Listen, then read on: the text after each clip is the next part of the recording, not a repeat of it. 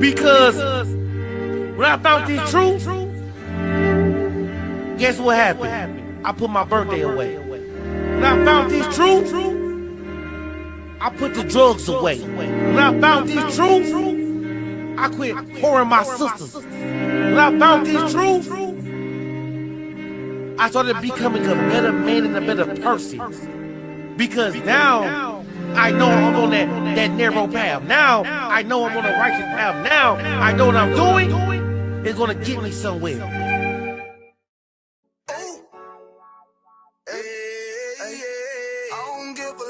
Fuck what them bitches gotta say. I'm a West nigga till they put me in the grave. I don't give a love fuck what them niggas gotta say. I'm a West nigga till they put me in the grave. I don't care about what they say. Hey.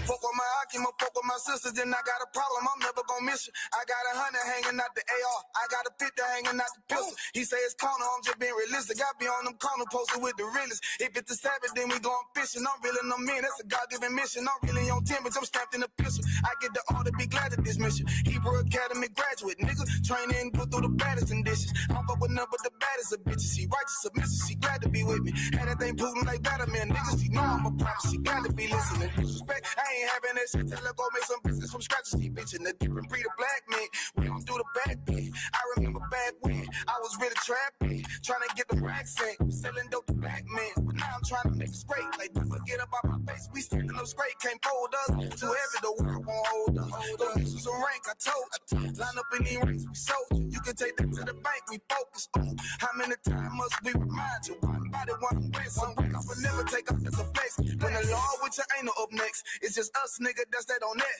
All that weak shit, that ain't no threat. Say you won't beat, bitch, with that ain't no sweat. We with all that. The Lord called a nigga out the world. I responded and called back. Oh, Lord. And everything that they stole from us, fuck that shit. We want all that. Them niggas snitching and they act like bitches. That's why we unaffiliated with them. They killing women and they fuck with sisters. That's why we unaffiliated with them. They telling lies, switching up the doctrine. That's why we unaffiliated with them. They ain't gon' ride until they die, so that's why we unaffiliated with them. Come on the command and general, your honor, we unaffiliated with them. Like they tongue and they say they keep that shit 100, we unaffiliated with them. They telling lies, switching up the doctrine, that's why we unaffiliated with them. They ain't gon' ride until they die, so that's why we unaffiliated with them. We unaffiliated with them. I cannot fuck around with fake niggas. We taking ground when we in your city. You better have the women, have the liquor. Keep that bitch on me, please don't but the same. Don't be a fool and be another victim. Say you a goon, you just another Christian. How you my brother, you ain't in here with me. In the gutter, deep down in the trenches. We with them niggas locked up in the prison. Fucking Hispanic, Native American, Indian. We ain't just talking shit, but we living in it. We be everywhere, you can't miss it. And we be fresh as hell, take a picture. And we special now with the scriptures. Play, we gon' scratch them, yeah, we some killers. These niggas tripping, they mind blown. Swear business, forgive me if I'm wrong. I don't get it pause when niggas say that they be looking for niggas to slide. On the slide that I know about is when I send with the gun with the slide. For real, I get the order, you know that it's slaughter. See me and my niggas gon' die. Kill. The bigger the better for kingdom of heaven. You niggas get wet up by me cause I'm fed up. I rep UPK. My niggas won't let up. Got choppers, got nines, AKs, Berettas. You say you don't like me, you say you won't fight, but with me and my nigga like bitch and whatever. You say you don't like me, you say you won't fight, but with me and my nigga like them niggas snitching and they act like bitches. That's why we unaffiliated with them. They killing women and they fuck with sisters. That's why we unaffiliated with them. They telling lies, switching up the doctrine. That's why we unaffiliated with them. They ain't gon' ride until they die, so that's why we unaffiliated with them. Come on the command and general, your honor, we unaffiliated with them. Like they tongue and they say they keep that shit 100, we unaffiliated with them. They telling lies, switching up the doctrine. That's why we unaffiliated with them. They ain't gon' ride until they die, so that's why we unaffiliated with them. Yeah. See, they always ask us like, why y'all fuck with such and such? Why y'all won't come together with such and such? I be like, we unaffiliated with them. Understand me? Like, niggas be out here on some weirdo shit. And to be honest, that's why we unaffiliated with them. Hey, that's why we unaffiliated with them. Yeah. Oh.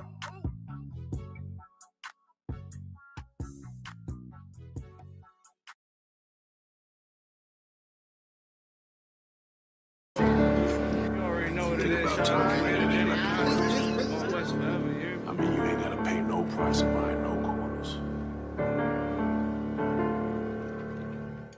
Since when do we buy corners? We take corners.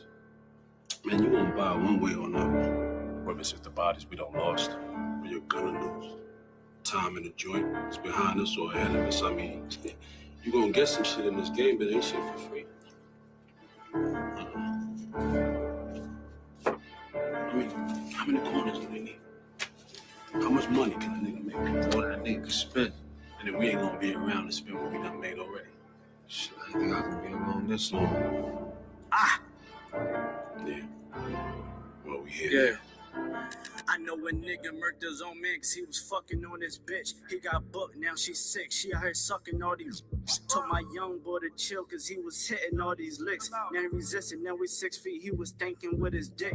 Better hearken, youngin' man. I'm dropping gems, they call me old school. Gon' fed on the gram and who you shot and who you gon' shoot. 600 page indictment, nigga, what you gon' do? Up top with them lifers, you don't fight, all you do is shoot. I know them crackers mad as hell because they wanna see us dead. Plotting all the miles, holding counsel just to stay ahead. This one was, this forever. We gon' paint them nations red. If you not under this banner, then you all dudes mad. Man, I'm from the trenches, they ain't know it, show us love. All we know is extensions and the way you throw a slug. We done made a move on you and we don't care who it was. On the gram, I saw my youngest send a nigga up above. You would've thought me and the squad was fatigued, how we run shit. Better yet, that's all block. Better yet, that's all strip. My general said if it's not one West, then it's not legit. Fuck every cracker, go to their grave and go and take a piss. Mama, I'm the Israelite, I'm pulling strings like Santana. Gotta peep the blitz because in that mix it get bananas. I adapted to it. Right before the skis and went bandanas. I'm the big bad wolf, come down your chimney like I'm Santa. Pussy niggas said that they was gon' slide, but they ain't do shit. Got a couple hammers in the ride, don't make me bang shit. Got a couple crackers on my mind, trying to hang shit. Yeah, I'm in the field, I'm still pissed about the slave ships. Daniela got some big shit to make a rain flip. This pump turn you to an echo back with these backflips. Mom said 12s ask you questions, but not say shit. Mom said don't neighbors ask you questions, but not say shit. I'm true to this, ask your old head. I ain't new to this, I'm too legit. If one West world and we running this, I'm gunning it. Advise every cracker to be intelligent, irrelevant. For all them fake cans that we ain't marching with. This clip that I got like holy water, I'm trying to throw it on you. You pledge your allegiance to them snakes, they turn for you on you. Pillhead / crash dumps, I keep it real with you. You told me you don't trust none of them niggas, and that's a real issue. I don't give a fuck, you wantin' beef, I want you all dead. That before they sign the same words that Paul said. Clip full of racist motherfuckers, it got bald heads. This shit that I got dumping in your ear like some skull heads. Why you trying to claim the same right that your man's dead? Y'all was sign lacking, main reasons why your God's dead. Always gotta keep one in the head before I go to bed. Fuck a DJ Khaled, this one West, this what God did, nigga. One West world. Nah, we coming, nigga. Not tripping. Tighten the fuck up, you heard?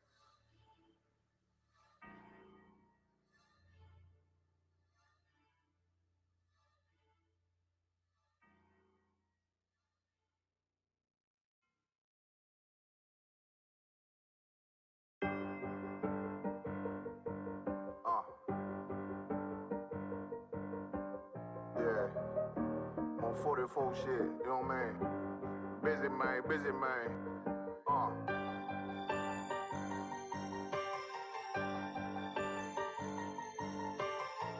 Look, when that shit drop, you step all the way on their neck, step on their neck and their head with that shit. Friday, I ain't show no mercy, we gon' show them boy what time it is. I pop out like I'm Samuel, I got time to kill. Haters thought I died, I survived. They don't know how I did it, got it out the mud, straight to glory. They don't know how I did it, nice, but he don't show them skills, how I show them skills. He ride, but he don't work the wheel, how I work the wheel. They mad, up to solid, circle tight, yeah, vacuum seal. No, they want my life, I ain't worried. I got rank through there, I got real soldiers, kill for me, nigga. Watch yourself. They said you been in beast mode lately, you is not yourself. When you dropping that 5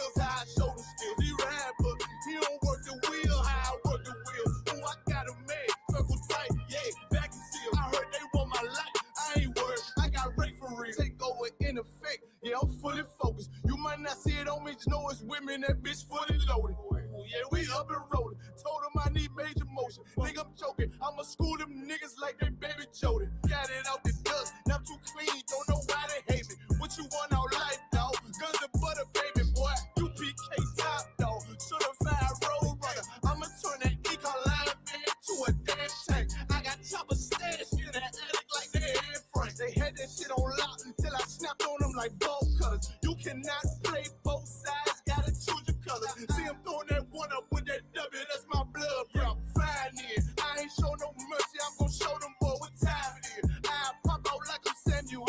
I got time to kill. Haters thought I died. I survived. They don't know how I did it. Got it out the dust. Straight to glory. They don't know how I feel. He nice, but he don't show the skills how I show the skills. He ride, but he don't work the wheel how I work the wheel. Ooh, I got it made. Circle tight. Yeah, back and still. Said they want my life. I ain't worried. I got Ray for real.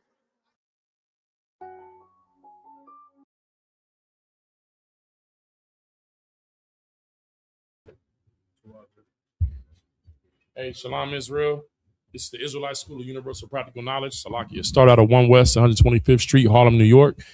Under Commander General Yohana. This is the ISUPK ISUPK Brotherhood Class. Let's go ahead and clap it up. I do have a topic today. Never trust an enemy. I think I did this like a couple weeks ago. This is going to be like the second half of that. But I'm also dealing with any questions that you have first. So please post your questions in the chat. If there's any questions in the room, I'll take those. But first, I want to say shalom, Yahweh Shem Yahshua Brakatham to the brothers, and shalom, Yahweh Shemar Latham Bashem Yahshua to the sisters. Hey, this son, man. Golly. You know what I'm saying? Lord not playing right now. But yeah, so are there any questions in the room? Sis, you have a question? The mic's right there. Salakia. I do. I think it's two questions. First of all, I was thinking about the kings. It's concerning the kings, the rulers in the Old Testament, I guess. Okay. And I wanted to know was all of them, righteous kings? Okay. No. Okay. Well, no. I meant, do they belong to Yahweh? That's what I meant. What do you mean belong? What does that mean? I meant, is it were they his people? Yes. We're all okay. All right. That's a good question. I understand what you're saying. So like give me that in Hosea. What is that, 1 and 10 or 9 or whatever? Whatever when it starts off saying you're not mine. Sis, what you're saying is it's a great question. The reason why we constantly go into bondage and captivity and oppression is because we belong to him. And it's we're his property. You understand? So like he don't forget. He this entire position that we're in is because he didn't forget his promise to our fathers, Abraham, Isaac, and Jacob, and he also didn't forget the agreement that we made with him in the wilderness. You understand? So now that's one thing. Like we belong to him as a nation. We're a peculiar people unto himself. That's what he said. So we're who he chose, and that's the end of that. But in terms of our loyalty and obedience, did those kings that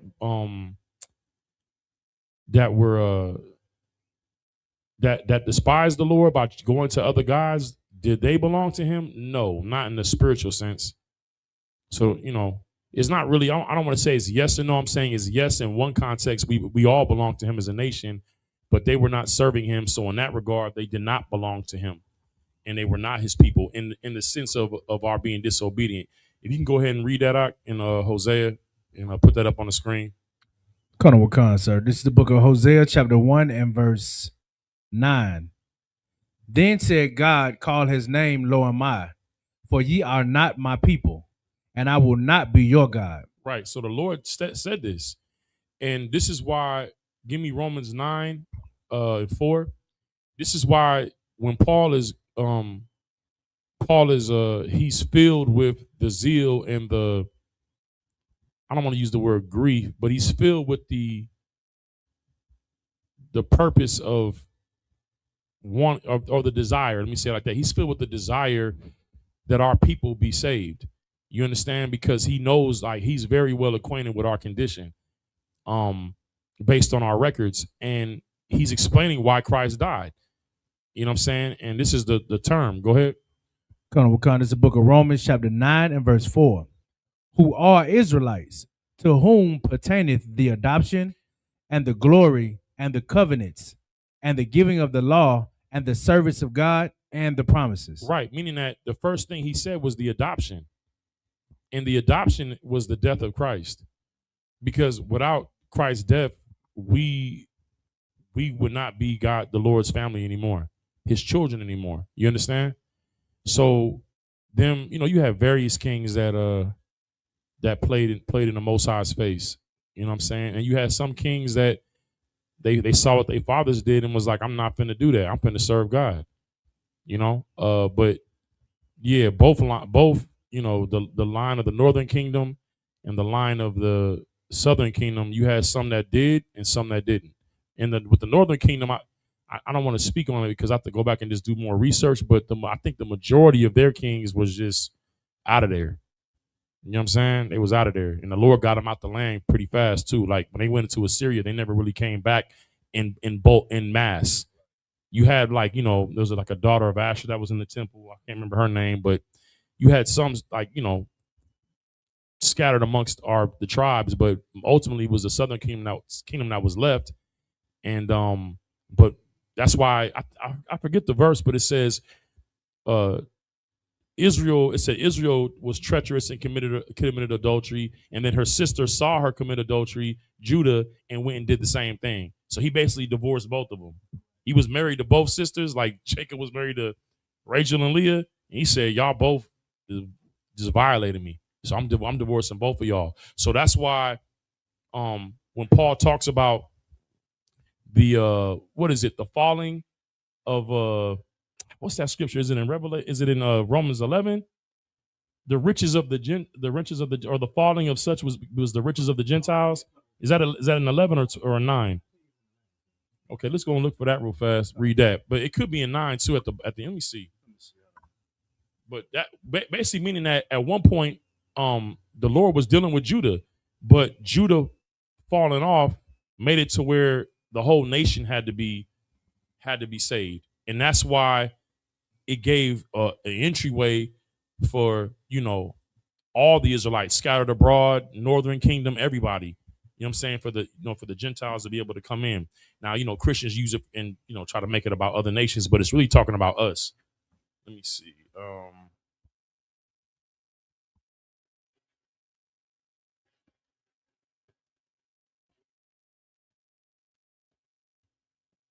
You're 9 and 12. Let me see. Hold on. No. I think you're right. I think it's 11. Oh, so 11 and 12. So 11 and 12. Let me see. Is that what I want? 11 and 11. Yeah, that's perfect. Go start at verse 11.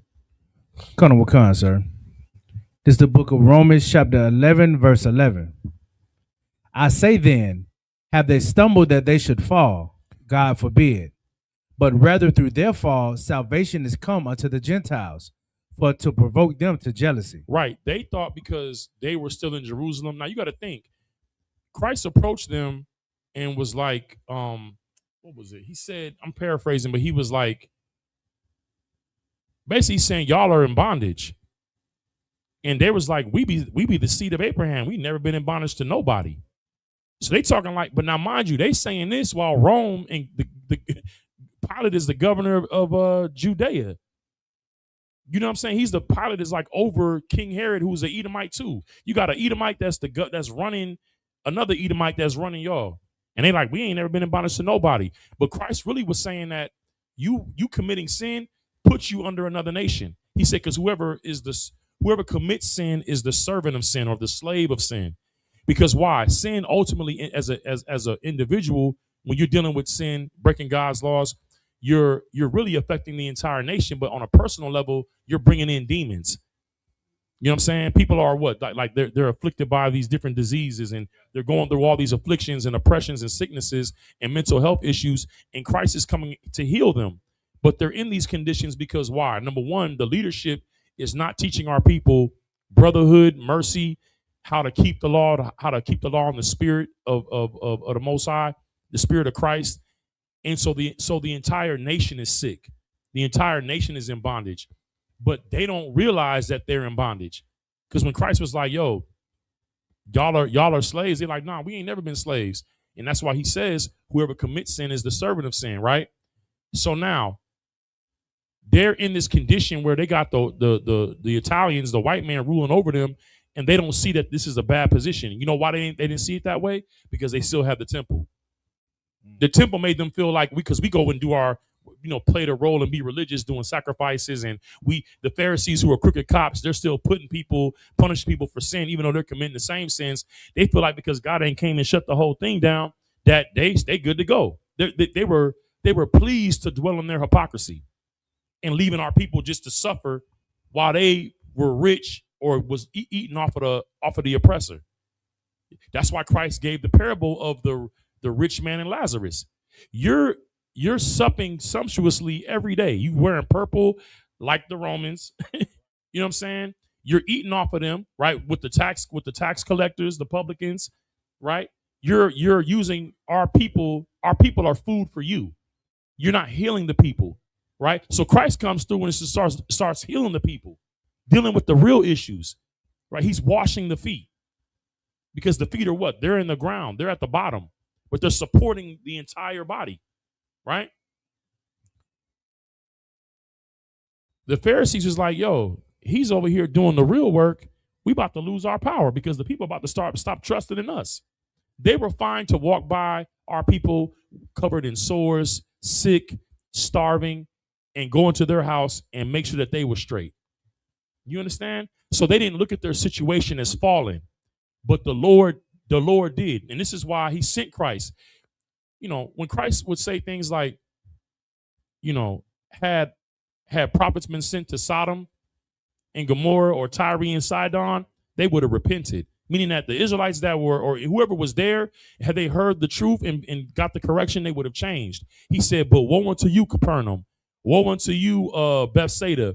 You've seen the mighty works of God, and you have not repented. It's going to be worse for you in the day of judgment than it was for Sodom. Meaning that Sodom never received a prophet to warn them. And they just got destroyed. He said, you've received a prophet, meaning him. I'm coming giving you the truth and you playing. So it's going to be worse for you. Right?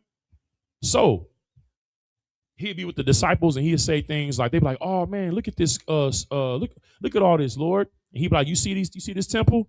You see all this? He said, not one stone's going to be left. That's not falling over. He said, you're going basically saying like this is going to all be destroyed. And what was he talking about? 70 AD. They rejected our king, and the Lord was like, no sweat, judgment. 70 AD, the Romans surrounded Israel and destroyed and went and slaughtered everybody. You understand? And the temple was destroyed. Now where's your pride at? Now where's your and it's so crazy because the Jews, the southern kingdom, when Paul is out there trying to teach our people that was under the Greek captivity, the Gentiles, they still had arrogance. Like, you should still be circumcised on the, oh, you know what I'm saying? You 35 years old, you've been wearing a toga, listening to Socrates and Aristotle, and now a brother come to you and say, yo, you Israelite. You changing your ways, you letting your beard grow, you ain't cutting your hair no more, you're not wearing togas, you're not worshiping, whatever the Greek gods is, you know what I'm saying, Zeus and Hera and Apollo. You like, okay, I serve the God of Israel. But the Jews that was living in Jerusalem like, nah, man, you got to get circumcised. Well, the law said if you wasn't circumcised on the 8th day, you was cut off. But look at the arrogance of the Jews. You are cut off because you're out here teaching hypocrisy. You're not even keeping the law, but you're trying to impose laws on people that it don't even apply to no more. So this is why Paul ends up saying this. Go ahead and read. Sir. Verse 12. Now, if the fall of them be the riches of the world, and the diminishing of them the riches of the Gentiles, how much more their fullness? Right, meaning that this, what Paul is saying is this. He's telling the people that, whatever you want to call them, Northern Kingdom, the Hellenists, right? The Hellenes, the people that was, Greek-speaking Jews that took on their customs. He's saying them falling off and losing their position, it's for your benefit, right?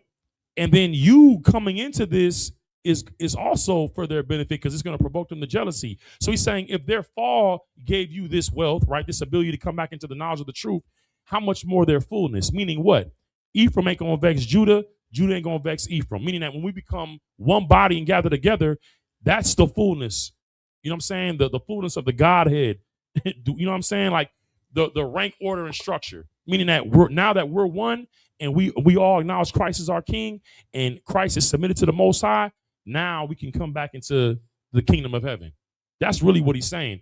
He's basically saying they fell off, but don't get all haughty about it. It's not like now y'all switched positions and they're low and you're high. Them falling off gave you entrance because now that they messed up, the Lord can apply his mercy to everybody. You dig what I'm saying? That was the point. Keep reading. Verse 13.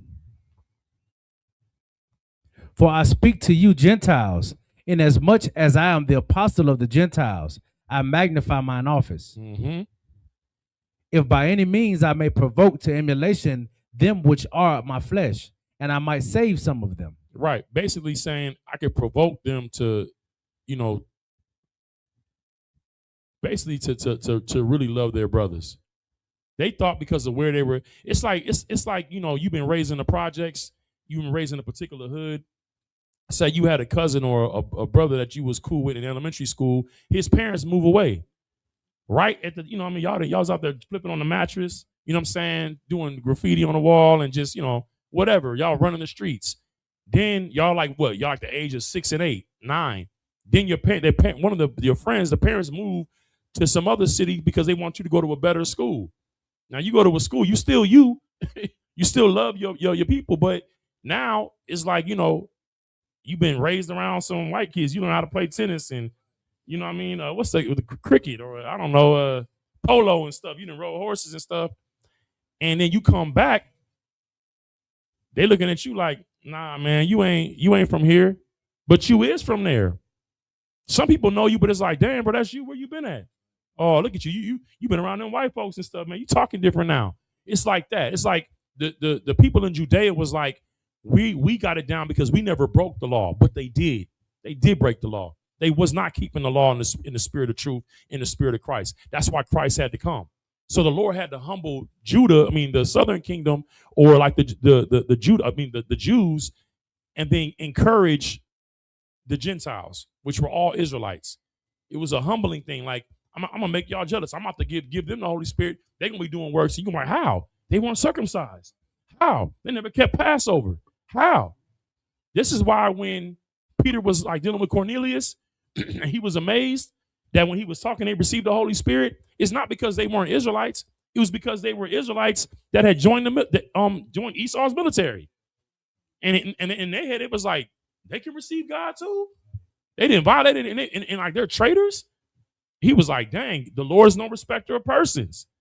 That's why he said that. It'll be like us in the UPK, and Colin Powell come by. He's like, look, man, Commander Johnny Hanna, I served Esau's military. I served George Bush, but I ain't never violated no brother. I never set no brother up.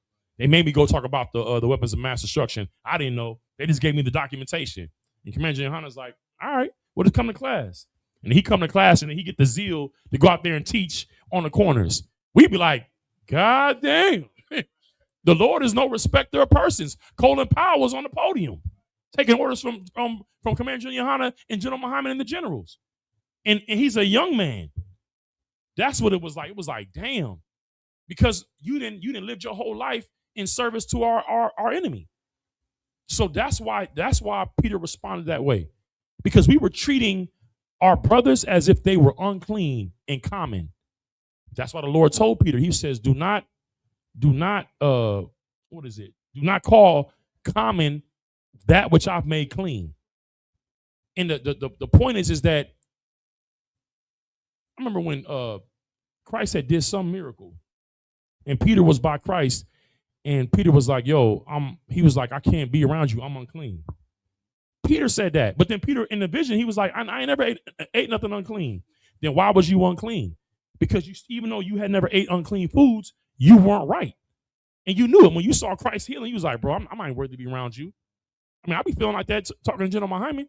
Like, man, he telling me something like, man, I shouldn't even be talking to him. This is a waste of his time. You know what I'm saying? That's how I be feeling. But he'll tell me, nah, we the same. We all in the same position. That's the spirit of brotherhood. You don't take what the Lord has given you and make you, get arrogant above your brothers. Whatever you receive in wisdom and knowledge and power and strength is to encourage your brothers and your sisters and build them up too, because we all are in dire need of our King. We're all in dire need of this truth and this salvation. Is there any more on that? La, sir, that's it. All right. Yeah, that's it. Okay. Was that it, sis? Well, I don't know. I think you kind of answer it. I was just wondering. I was pondering.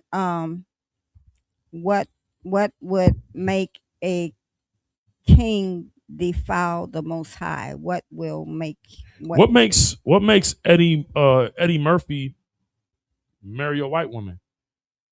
What makes Kanye West get marry an Armenian and say slavery was a choice? Money, power.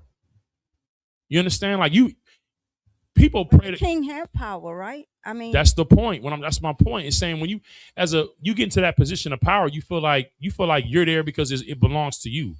Like you put yourself in that position. Or I'm the king, whatever I say, go. Look, when David slept with Bathsheba and took one of his soldiers, one of his captains' wives, and lay with her, why did he feel like he could do that? What made David do that? Who's going to say something to him? I mean, he tried to hide it, and then he used his power to try to cover it up. That's what power do. You start to forget yourself. So as a king, it's like, who's going to tell me something different? When David did what he did with Bathsheba, couldn't know. You think the generals in his army didn't know? Joab knew. He passed the note to Uriah to give to Joab to take him out. Joab, look, bro, as soon as Uriah walked up to Joab with the letter from David saying, hey, put him in the hottest part of the battle that he may fall. Because why? Bathsheba was pregnant. She on the rooftop bathing in oils. She on the rooftop bathing in oils. And the king come out his window and see her bathing in oils. Okay, maybe she didn't know. I don't know. Maybe she wasn't aware. She was unaware that she's being watched. Then he say, yo, hey, tell her to bring her over to the house. Who gonna say, you think that when listen, his soldiers know the law? This is Uriah's rib. You bring her to the house? Okay. Count on one con, sir.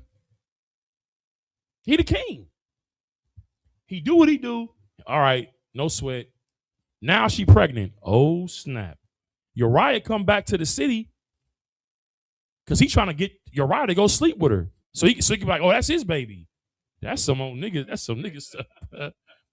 He trying to cover it up. Uriah's so loyal. He's like, I'm not finna go out here and lay with my rib, and my brothers is in war. I'm sleeping by the door, by the door of your castle. I'm staying at the school. That's really what I'm sleeping at the school. I'm not going. Y'all going? If I ain't at camp, I'm here with you. What you need me to do? He like, all right. He write a letter to Joab. He put the letter in Uriah's hand. Uriah come and hand the letter to Joab.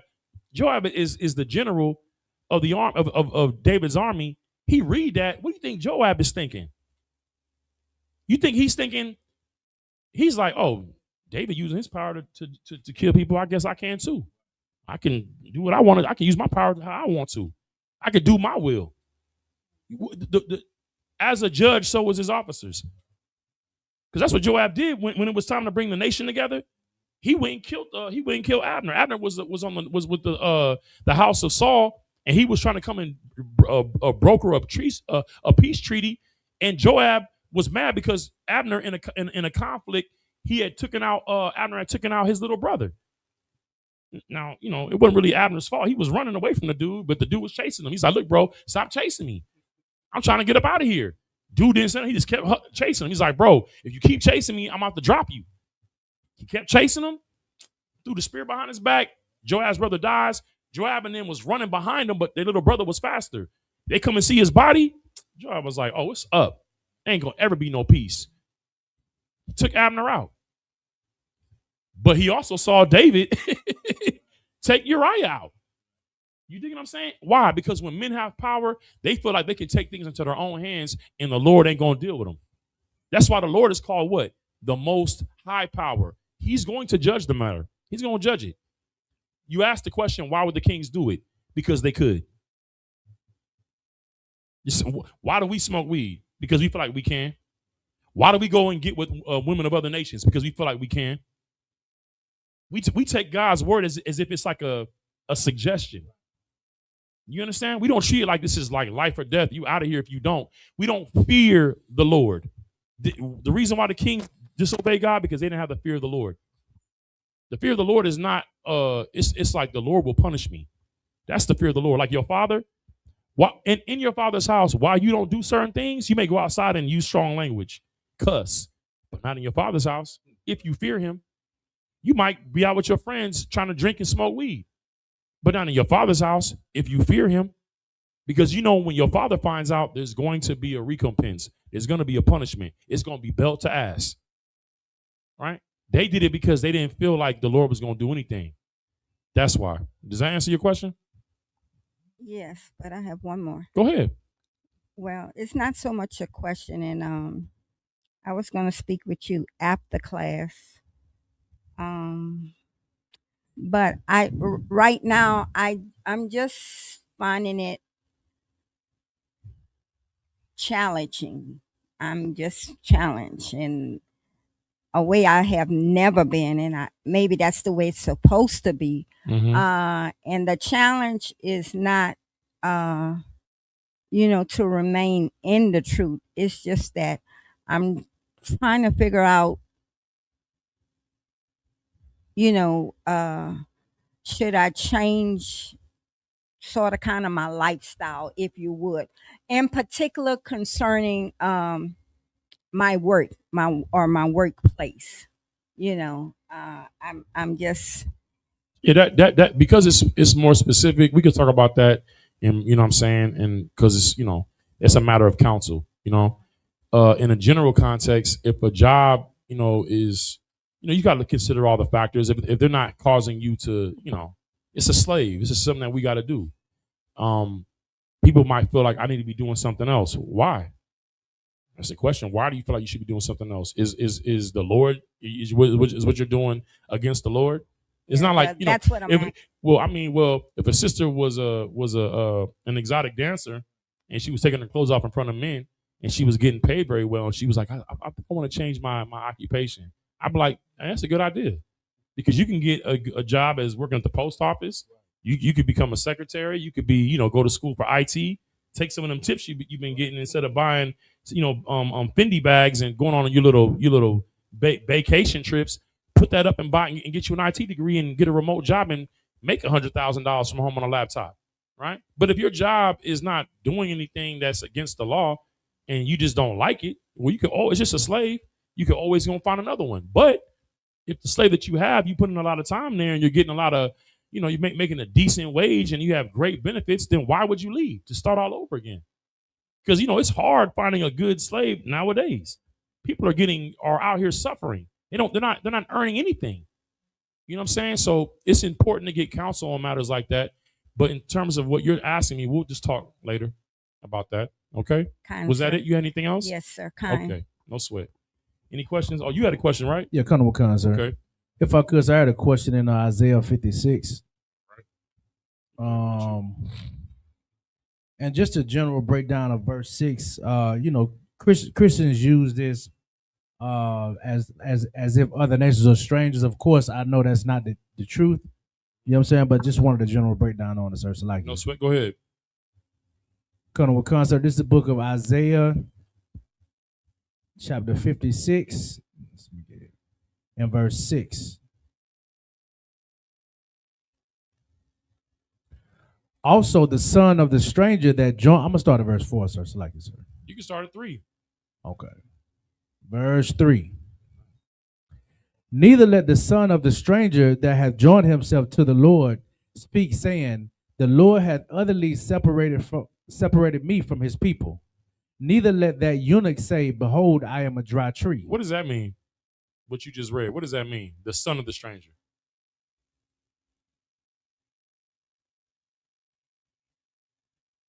Why is he saying the son of a stranger? Sir, would it be in reference to as you was going into earlier in Romans, somebody that like was cast away? I'm the son of a stranger. Going to come, sir. My father was in Esau's military. He was Cornelius. My mother was in Esau's military. They celebrated Christmas. My father ate pork, catfish. He was from Mississippi. Hog maw. I remember being a kid. My dad came to me with a plate of a pig's foot on a plate. I don't know who I was in the past, but he put that pig's foot, it had like the little hair coming out the knuckle and everything, and it had pork and beans around it on like a styrofoam plate. I'll never forget it. I looked at that and said, I'll never eat pork. Ever. It disgusted me. And I didn't even know. I think I was little. I'm like, I do not like this. I don't like how it looks. I don't like how it smells. This ain't right. Something in me was like, no. But my father, he eat shrimp. They remember one time my uncle Sidney came from Mississippi, and he came to wherever we was living at. It could have been in Cali, and he had rabbit. And he barbecued rabbit and then made like this what's that called? What's that in Louisiana? The gumbo. Big old tiger shrimps and all crawdads and all type of just unlawful things, man. And I remember just sitting there looking at it like, this ain't it. But I'm a kid. You know what I'm saying? I was the son of a stranger. You understand? And now think about that. This is really what we were just talking about with her first question, dealing with the Romans 11. You've lived your life this way for so long. How are you going to feel? Separated. That's why you got to be brother. You got to show brotherhood when brothers come into the school and they're dealing with things. You was dealing with things. You know, brothers come in, they smoking cigarettes. Hey man, you should be smoking on cigarettes. Yeah, okay, we know that. But show some brotherhood. You didn't come in like just dropping everything right away, dropping whores and all. You know what I'm saying? How you was smoking weed, and now that you in the truth and you all cleaned up, you looking at the people that's not clean, and instead of saying I'm gonna help get them clean or do what I can in service to them for them to be clean, now you feel like you got to edge up on them to talk about how they're dirty. That's not brotherhood. That's not what Christ did. You understand what I'm saying? So this is what's going on. He's speaking to the brother who was raised like how David said, I was conceived in sin and shapen in iniquity. What does that mean? My environment was I was raised with people that did not fear God, and that became my lifestyle. That's what's going on. So Isaiah is speaking on behalf of the Most High and the authority of the Most High, saying, read again. Gonna Wakan. Neither let the son of the stranger that had joined himself to the Lord speak, saying, the Lord hath utterly separated me from his people. When Commander General Yohana and General, I'm saying General Mahyman because he does scripture breakdown. They taught us that in this new covenant that is for the house of Israel and the house of Judah, for us, the laws are being put inside of us. You understand? But what does that mean? That none of us was living according to the law in mass. Right? So all of us were the sons of strangers. Why? Because like he read, like Officer IBR read, Paul said, unto us pertaineth the adoption. Why? Because we were not all of us were no longer children of God. And we had to be reconciled to the Most High. So when you read this is not talking about some Chinese man or some Ethiopian man. You understand? They were never a part of this. When you read verse 1 in 56, verse 1. Colonel Wakan, sir, verse 1. Thus said the Lord, keep ye judgment and do justice. Right. He's talking to the children of Israel. Go ahead. For my salvation is near to come. Right. And my righteousness to be revealed. Verse 2. Blessed is the man that doeth this, and the son of man that layeth hold on it. Right. That keepeth the Sabbath from polluting it, and that keepeth his hands from doing any evil. Who was the law given to? This is milk. The milk is always going to help you deal with Christianity or, any of these false religions, because it's all Christianity. The law was given to Israel. He showed his word unto Jacob. He's not talking to other races. What is Isaiah doing right now? Isaiah is a prophet dealing with his people that are in captivity in another land. Whether it's the Babylonians, whether it's the Persians and the Medes. And when you're living amongst other nations, and they're in power, what do you tend to do? Take on their customs.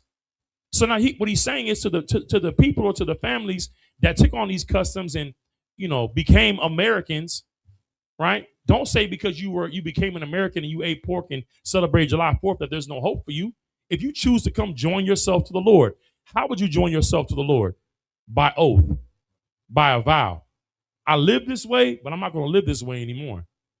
I'm going to turn from how I used to live, how my fathers lived, and I'm going to serve the living God as an Israelite.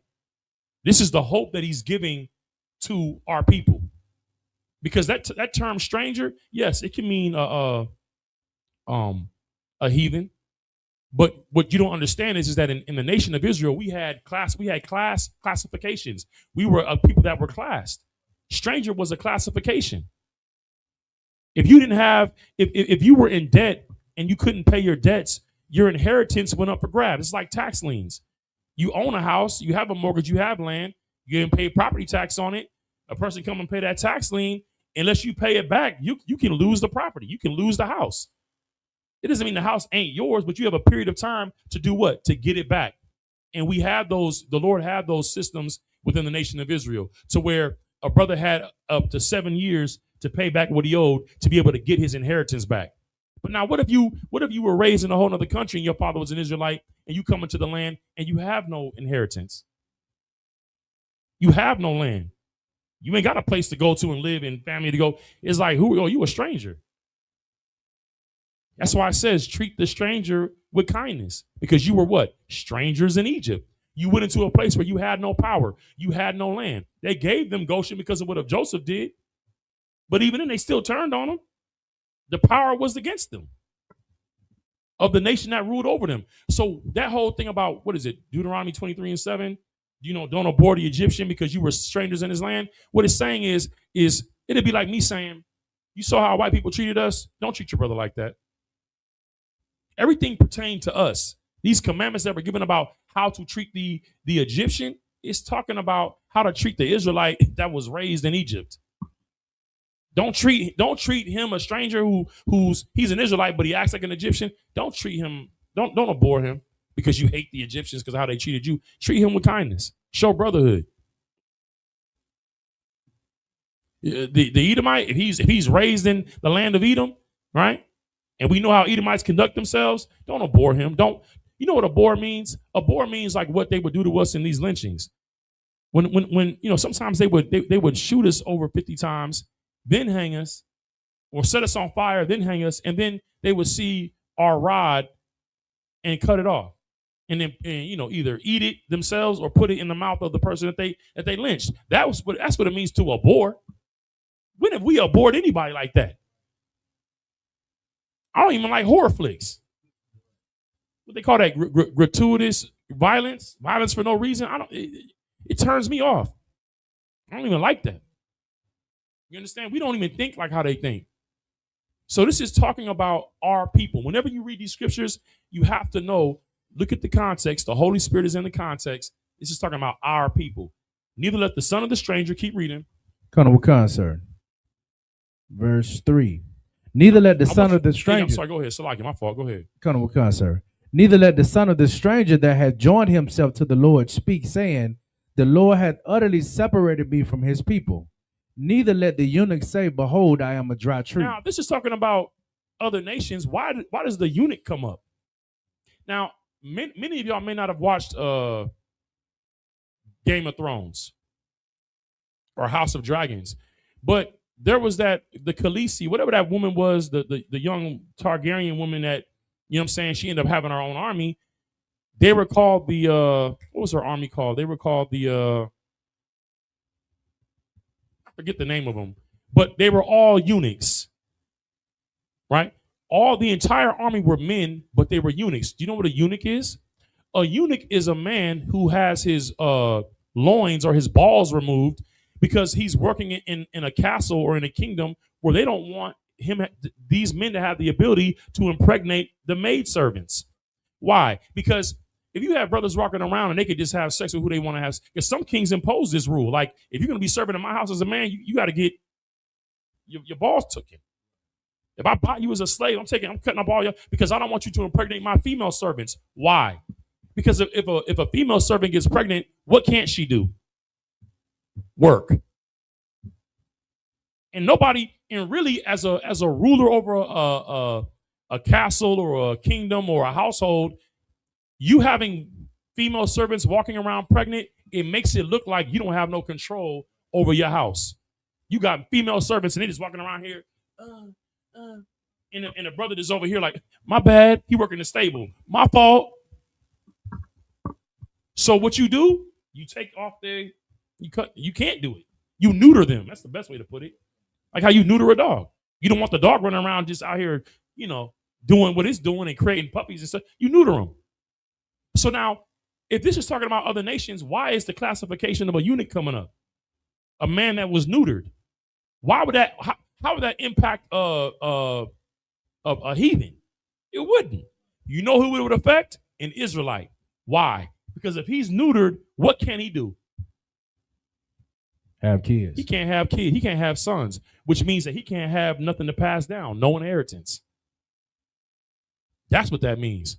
So what is Isaiah giving the eunuch? Hope. He's giving them hope. This is about hope. Yeah, you were raised amongst the heathens. You're an Israelite. Have hope. The Lord said, if you join yourself to me and keep your oath, we good. I got you. I got something for you. If you're a eunuch, you were serving, you were a slave, and you were serving in some heathen's house, and they neutered you. Keep reading. Let it speak for itself. Con, sir. Verse 4. For thus said the Lord unto the eunuchs that keep my Sabbaths and choose the things that please me and take hold of my covenant. You see what I'm saying? Even though you can't have sons, the Lord's like, I'm going to honor the fact that you want to serve me and hold to the law. Keep reading. Verse 5. Even unto them will I give in mine house and within my walls a place and a name better than of sons and of daughters. Now, why is he saying that? Of sons and of daughters. I'm going to give you a better name. What does the name mean? Reputation. Because see, most of the time, your children and your children's children, it's like it speaks for you. People see you, having kids and they having kids and you're alive still. It's like, man, this brother here, he got a big old family. Because why? It's like it's speaking for you. But a eunuch wouldn't have nothing to speak for him. But the Lord's saying, you taking hold of my covenant, you keeping my law, you being honorable to your oath, I'm going to give you a great reputation. You're still going to be known. Keep going. Con, sir. I will give them an everlasting name that shall not be cut off. Keep going. Verse 6. Also the sons of the stranger that joined themselves to the Lord to serve him and to love the name of the Lord, to be his servants, everyone that keepeth the Sabbath from polluting it and taking hold of my covenant. Now, in the beginning of class, off of your question, Priest Abiyar read Romans 9. It said, to whom the Israelites, to whom pertaineth the adoption, the glory, the covenants, and the service of God. The service of God pertains to the Israelites. So this can't be talking about another nation, because no other nation can When I say no other nation can serve God, they can serve God by serving us, by obeying us, but they can't come into the temple. They can't offer the sacrifices. You understand? They're not coming to they're not coming to certain convocations. You know what I'm saying? Or actually none of them until we're ruling the planet, and they got to come to tabernacles. But outside of that, that's it. You understand? So this is talking about an Israelite who is in a class to where they may be disregarded by other Israelites. No one's gonna really, care. And Isaiah's like, no, man, you can serve God too. There's hope for you too. He's teaching hope. You know what I'm saying? So like, Hold on, because I'm mute.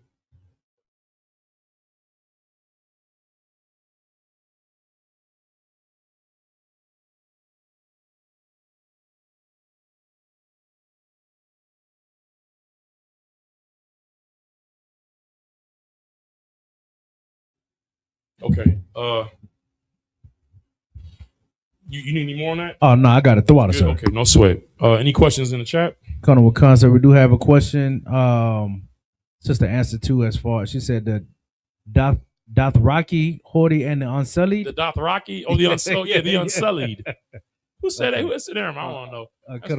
Hey, watch that. I forgot about the Dothraki. The Unsullied. Yes, that was the army of men that served the Dragon Queen or whatever her name was, and they all had been neutered. None of them could have, could produce children if they could even, get an erection to sleep with a woman. I don't even remember like that. I watched it, but I don't remember it like that. I wasn't all into it like that. But yeah. So in that position, you only have all you have is your duty. You understand? But the Lord is saying, don't be discouraged, because the Lord knows for us in terms of regeneration and having sons and having a son to inherit what you've built, and his son inheriting. That's why we say he's the God of Abraham, Isaac, and Jacob. Us having sons, us having daughters, it continues our nation. So if you were a eunuch, you'd be like, damn, I'm a dry tree. I can't be fruitful. What does a dry tree mean? When I don't know if y'all. Well, like I said, my father was from the South. My mother was from the South too. They used to have these big old Bibles, like huge Bibles, and in the first parts of the Bible, it'll have the family tree. It'll have who got married and how these children were produced and who came together and got married at this year and how many kids they had. And the branches would go all the way down in these big old Bibles. So when it says I'm a dry tree, he's saying I'm not going to be able to produce a family. I'm a dry branch. Nothing can come out of me as a tree. You dig what I'm saying? That's why it's saying that. All right. So this is talking about Israelites. All right. Colonel, we'll come the water, sir. All right, we got a question from a sister. She said, Salakia, Most High in Christ, sir. Oh, Salam, Most High in Christ, sir. Salakia, if I may, I have a few questions, Baba Kashar. My first question is, how does zeal and faith work together? That's an excellent question. How does zeal and faith work together? Okay. That's a good question. Okay, first I'm going to ask, what is zeal? And what is faith? Define for me what faith is and then what zeal is. Then I can explain how it works together. I want to see who in the chat in class who, give me some definitions so we can see. If you got any precepts that come to mind about this question, you can please produce them. How does zeal and faith work together? Sis, what is zeal? Go ahead. You got your hand raised. I see you over there. I think I remember. Well, I wrote down spirit or vibe. True. So which one are you talking about for zeal? Yes. Okay. What does that mean? Spirit.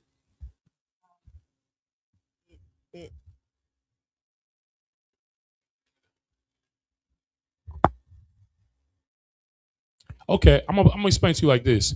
Zeal, spirit. Okay, when you think about spirit, you want to think about the Christmas spirit, the Halloween spirit, school spirit.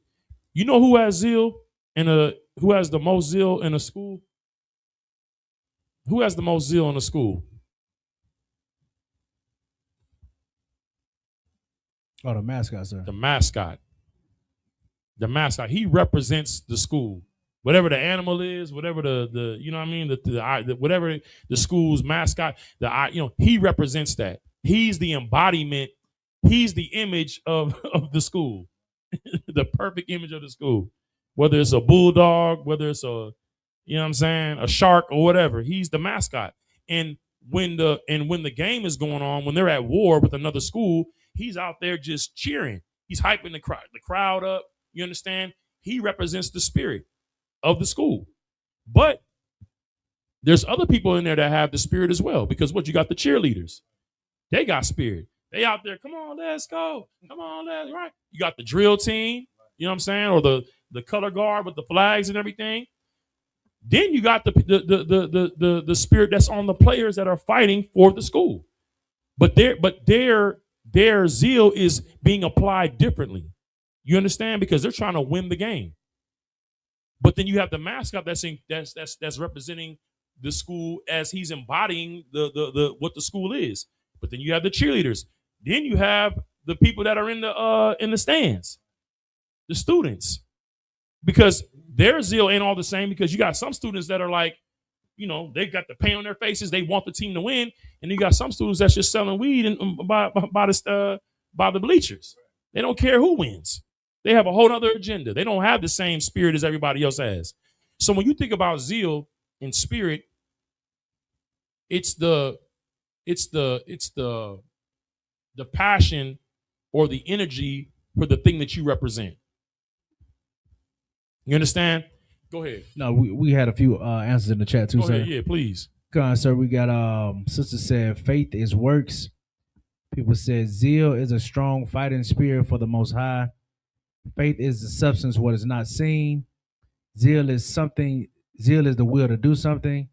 Then it said faith is a deep trust, confidence, or belief in someone, something, or a set of ideas without needing physical proof. That sounds like a Google definition. Yeah.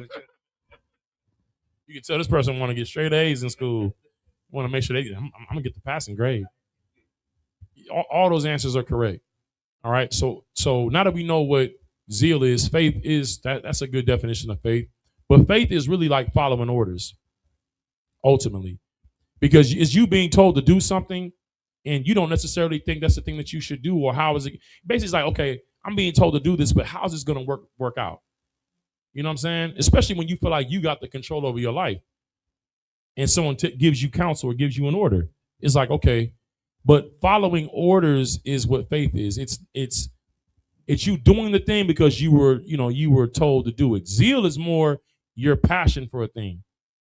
You understand? So when you say how does zeal and faith work together, if a person is told to do something, right, like to keep the commandments, it's like you can know the dietary law, right? I can't eat fish without fins and scales. I can't eat pork, right? But then you go to a restaurant and then you order, like, say, soup.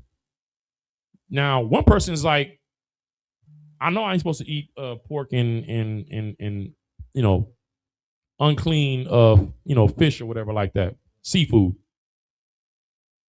And they order the soup, and it says, yeah, this is this is what's in the soup. Oh, it's different meats and things. Okay, I'll take that.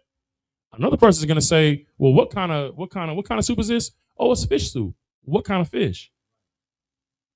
That's because of their zeal, right? Both of them are thinking that they're following the orders, and one is like, okay, they didn't say this had pork in it, right? But another person might say, okay, there's no pork in it. What's the base of the broth cooked with?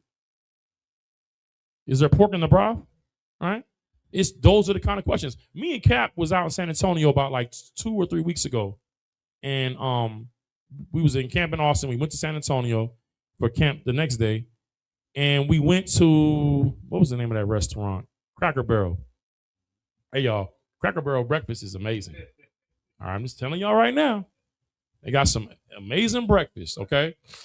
We sit down, and Cap ordered what he ordered. I ordered what I ordered, but I didn't tell them to eliminate. I said when I said I wanted the turkey to replace it, they left bacon on it, though. So when they brought it, the bacon was sitting on top of the turkey. So I was like, no, I can't eat this. It's touching, right? I just want come back and bring me turkey sausage. This is the Issacharite sister, the waitress. She leaves and goes to the kitchen and tells them exactly. She tells them exactly what I said. She comes back and says, well, and And I'm gonna give y'all the scripture for this in a second about what I'm about to say, because I'm with Kat. Kat always in the spirit of everything, right? She comes back and says, well, I told them what you said. I'm like, okay, well, I'm getting a turkey replacement. She's like, yeah, but we have to let you know, because when I told them that the bacon was touching your turkey, everything we cook is in bacon grease. So as she was talking, me and Cap look at each other, and I'm like, I don't want her to tell me all the deepest secrets of the kitchen, right?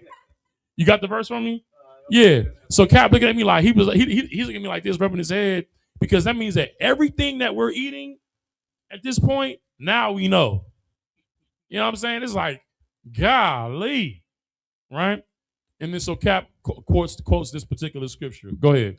Colonel Wakan, sir, this is the book of 1 Corinthians chapter 10 and verse 25. Whatsoever is sold in the shambles. Sold in the what? Sold in the shambles. That word, so that phrase or verse is saying, Paul is saying sold in the shambles. Shambles means is that we're living in hell. We're living in places where people don't obey God. And we're trying to keep God's laws. But what Paul is saying is don't stress yourself out. Now, that doesn't mean that, like when I saw the bacon on the sausage, I wasn't going to eat that. And that was the right thing to do. But now that I know the whole entire kitchen is cooking with bacon grease around, well, I mean, that could be every restaurant that you go to.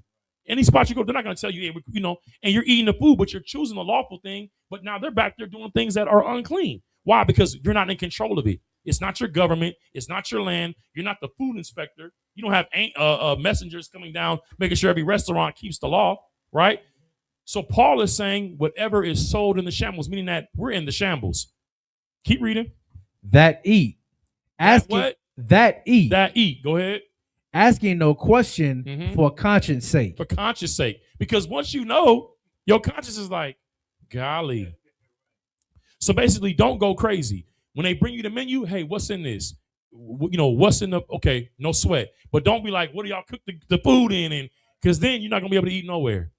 You understand? So saying don't get all extra with it. But I'm explaining to you what zeal is. Zeal is that you're going to look into it. I remember Commander Johnny Hanna told a story that he was at a restaurant with General Hyman, and I think he had ordered like some fish or something like that. And then when he asked, he had to ask again, well, are you sure what's this? And it come to find out that it was something that they couldn't eat. But everybody else was like, no, General, this is pretty good. This is fine. You should be straight. And he inquired further and found out that it wasn't okay. So his zeal he had a zeal. He had faith because he's obeying, but he had a zeal to take it to another level.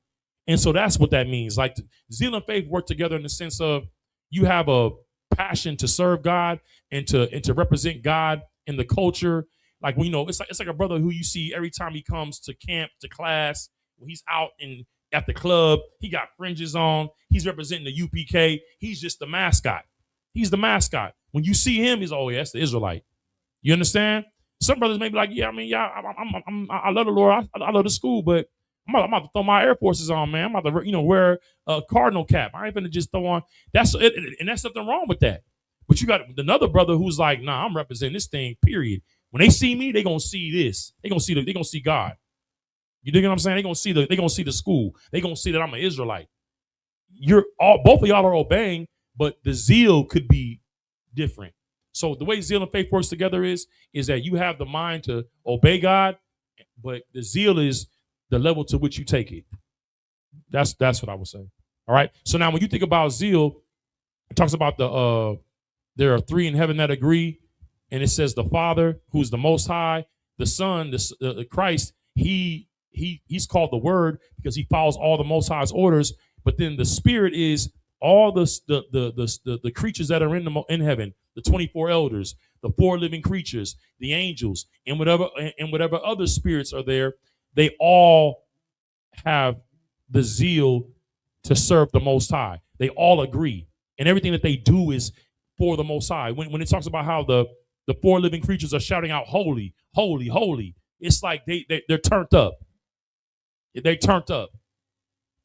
We outside. Like, you know what I'm saying? Representing the Most High. You understand? That's the spirit. That's the vibe. That's the zeal. It's that whatever the Lord is on, we on that too. You know what I'm saying? You meet a brother, you be like, hey man, what's going down? What you on? Whatever you on. What you on? I'm doing this. I'm on that too. Zeal. Like it's the same vibe, the same spirit. I hope I answered your question. All right. Next. Sir, sister says she had more questions, but she didn't put them in the chat yet. Let me see. Sister said, when someone's beliefs are so real to them that you can't separate what they say from how they live. Yeah. I mean, what basically saying that your words match up with your actions. Yeah, sir. That's all the questions in the chat right now, sir. That's it? Okay, sir. Well, all right. Then I'm gonna go ahead and get into the topic 1 second. Can you give me that scripture, never trust our enemy? And then we're gonna probably play a couple of videos I got. We got a question just came in, sir. Okay. Sir, Salaki, sir, my second question is Revelations 12:3. The red dragon is introduced. Could you elaborate more on this verse, Baba Kushal? Okay. You said Revelations what? 12:3, sir. Can you read that? What was the question again? The question was, the red dragon is introduced. Can you elaborate more on this? Okay, so a breakdown of the dragon. Okay, no sweat. Sir, this is the book of Revelations, chapter 12, and verse. Start at verse 1, sir. Verse 1. And there appeared a great wonder in heaven, a woman clothed with the sun, and the moon under her feet, and upon her head a crown of 12 stars. Verse 2. Y'all know who that is, right? That's the nation of Israel. And I'm not gonna go too long on that because I don't be long-winded. I'm gonna be able to get into my topic. But that's the nation of Israel. When Joseph had the dream about Joseph had two dreams, but there was a dream where he had a dream that it was the sun, the moon, and 12 stars, and 11, the sun and the moon and the 11 stars bowed to his star, right? That was representing the nation of Israel. Okay, so now, and when you read this in Revelations, the 12 stars is dealing with the 12 tribes. You understand? And the sun and the moon, that represents the knowledge and the wisdom. I believe it says she was standing on the moon and the sun was over her head. It's meaning that we're standing on wisdom and operating out the knowledge of God. You know what I'm saying? That's why when Hosea says, my people are destroyed for a lack of knowledge. So when you read like in Revelations where it says the sun turned black, this is not talking like literally about the sun blacking out. This is meaning that this is a time period where the people who everybody looks up to and is supposed to be giving light and knowledge, they're is black. They don't have anything to tell you. Like the time we're in right now with Donald Trump. The people that run the world, they're in darkness. And because of that, the people that they govern over are in darkness or in ignorance as well. Okay. But that's who that is. That's representing the nation of Israel. Go ahead. Verse 2. And she being with child cried, travailing in birth and pain to be delivered. So this is like a manifold breakdown. Because meaning that the nation of Israel is pregnant with the spirit of Christ. Right? The spirit of Christ is trying to be birthed into the world again. Okay? But this is also talking about the process in which it took for like everything that we had to go through for Christ to come. Right? All the captivities, all the prophecies, and this is like the travail of the nation that we had, the things that we had to suffer before Christ came for him to suffer to give us the adoption, give us hope. Keep going. Verse 3. And there appeared another wonder in heaven, and behold, a great red dragon, having 7 heads and 10 horns, and 7 crowns upon his head. Okay, so now this dragon, and you will read in other places, I believe it's like in, I don't know where in what chapters, but it talks about the old serpent, right? And it's talking about the garden, right? Now, this is not talking about a physical people, because the people in the garden were not, who the red dragon are. But the spirit that was in that nation and those people, it started off small, but that spirit grew into this dragon. That serpent that was small that snake that was small, it grew into this dragon. All right, but I'm gonna go ahead and give you the breakdown on the dragon. 1 second. So now read again the description of the dragon. Colonel Wakan, sir. And there appeared another wonder in heaven, and behold, a great red dragon, having 7 heads and 10 horns and 7 crowns upon his head. Real quick, give me the scripture, Abiyar, that says that the dragon is Satan. Okay, this is how I'm going to show you when we say that the white man is the devil that the Bible speaks of. We are speaking what the Bible says. All right, we're telling you this. Okay, the brother's going to get this, but I'm going to prove it to you because I'm going to tell you what these heads represent and horns represent. All right. Colonel Wakan, sir, this is the book of Revelation, chapter 12 and verse 9. And the great dragon was cast out, that old serpent called the devil and Satan. And Satan. So when we say that the white man is the devil, we're telling you the truth. And we don't, and see what happens is like what you got going on right now in popular culture, especially on the internet, is, and I don't know if y'all know this, but I should have got the video for that. But Congress and the Senate just signed off on legislation to merge the Israeli military with the American military.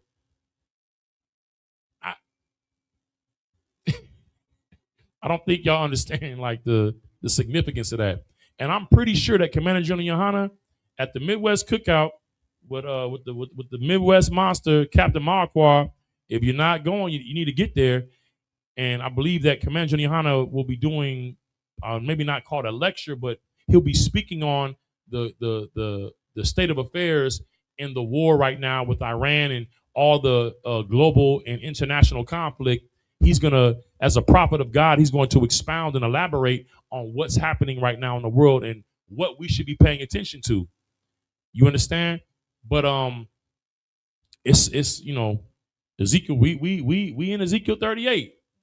You understand? So you need to be tuned in for that. If you're not able to, if you can get to the Midwest Cookout, you need to get there. But if you can't, you need to be tuned in to Commander General Yohana's teaching on that subject. Okay? But read it one more time. Colonel Wakan, sir. The book of Revelations, chapter, when we go back to verse 3, the one you just read about the Satan. Colonel Wakan, sir. The devil and Satan. And the great dragon was cast out, that old serpent called the devil, right, and Satan, which deceiveth the whole world. He was cast out into the earth, and his angels was cast out with him. Right. So when it says that this devil was cast into the earth out of heaven, this is how we know that this is not talking about the place where the Most High dwells. When Satan came to come see, amongst the sons of God, the angels, in the book of Job, they didn't call him a dragon with all these heads. He's just an angel. And the Lord's like, Satan, where you been at? Lord, to and fro in the earth. You know what I'm saying? Just doing my thing. And the Lord, like, okay. He the Lord checking him, like, you've been gone, what you been up to? Like basically major council. That's what was happening. Major council in the 4th dimension with the Most High. But it didn't call him a dragon, right? So this is talking about men. This dread dragon is talking about nations. All right. Now give me back to 12 and 3 so with the description. I'm gonna explain to you what the 7 heads are. Y'all get a pen, write it down. All right, and then what the 10 horns are. Colonel Wakan, sir, the book of Revelation, chapter 12 and verse 3. And there appeared another wonder in heaven, and behold, a great red dragon, having 7 heads and 10 horns and 7 crowns upon his head. Now, the dragon being red and them calling it red it's important. Because what do we call our oppressor? What did the Bible call him? It said that when Esau came out of the womb, that he was what? Red and hairy. He was red. It identified how he looked. He was red. We want to call our oppressor, give me something. We want to call our oppressor white when he's not. That's not what he is. He's red. You can see the blood under his skin. Right? No white person looks like this. Right? Just like no black person, you know what I'm saying, looks like this. Well, I mean, the Hamites, some of them do. Like Senegal and the Congo, some of them is like that. Straight up just charcoal. But for the most part, it's just dark brown, different shades of brown, right? This is talking about this dragon, these collection of nations are what? They're European nations. And why did I bring up America, the American military being merged with the IDF, the Israeli Defense Force or the Israeli Army? Because what's going on in popular culture is white people are trying to separate the tribe of Amalek, the so-called Jewish man, from them and say that they're not white. They're trying to separate themselves when really it's just because the Jewish man is like the high tier white. And the scriptures call Amalek the chief house. They're the highest ranked whites. And it makes sense because they're ruling over the other Edomites. And they're trying to make you feel like, oh, sometimes you got some whites saying that, yeah, we don't like niggers or Jew, Jewish people, when that's their brother. And what they're upset about is that those particular set of Edomites and white people, Amalek, they separate themselves from everybody else and they hold to a strict policy and standard. And it makes the other whites upset, like, y'all deny that y'all are white, so we're not going to claim you as white. You understand? Now, white is also what? A classification, like eunuch and stranger. So is black. Black is not a color in a crayon box. Oh, I mean, it is a color in a crayon box, but it is not a race. It is a condition. That's why we say so-called Negroes, Hispanics, and Native Indians. We say that they're black not because they're the color black. It's the condition that they're in and who put them in that condition and how they're all Confederate against us. You understand? We identify with our Latino brothers because why? They've gone through the same thing that we've gone through. Ours were the British and the English. Theirs was the Spanish and the Portuguese. Ours was the Dutch. You understand? But it was all what? The dragon. And now let me get into this, okay? So now, let's go over the 7 heads. Answer the sister's question. Write this down. In Revelations, the 7 heads is representing England, Spain. This all y'all should understand these are all nations that had our people, blacks, Latinos, and Native Indians, in slavery. England, Spain, Portugal, Germany, Russia, France, and Italy. These are the 7 heads. And it's so heavy, man, because Cap was going into that in the class about the founding fathers, that it was 7. You know what I'm saying?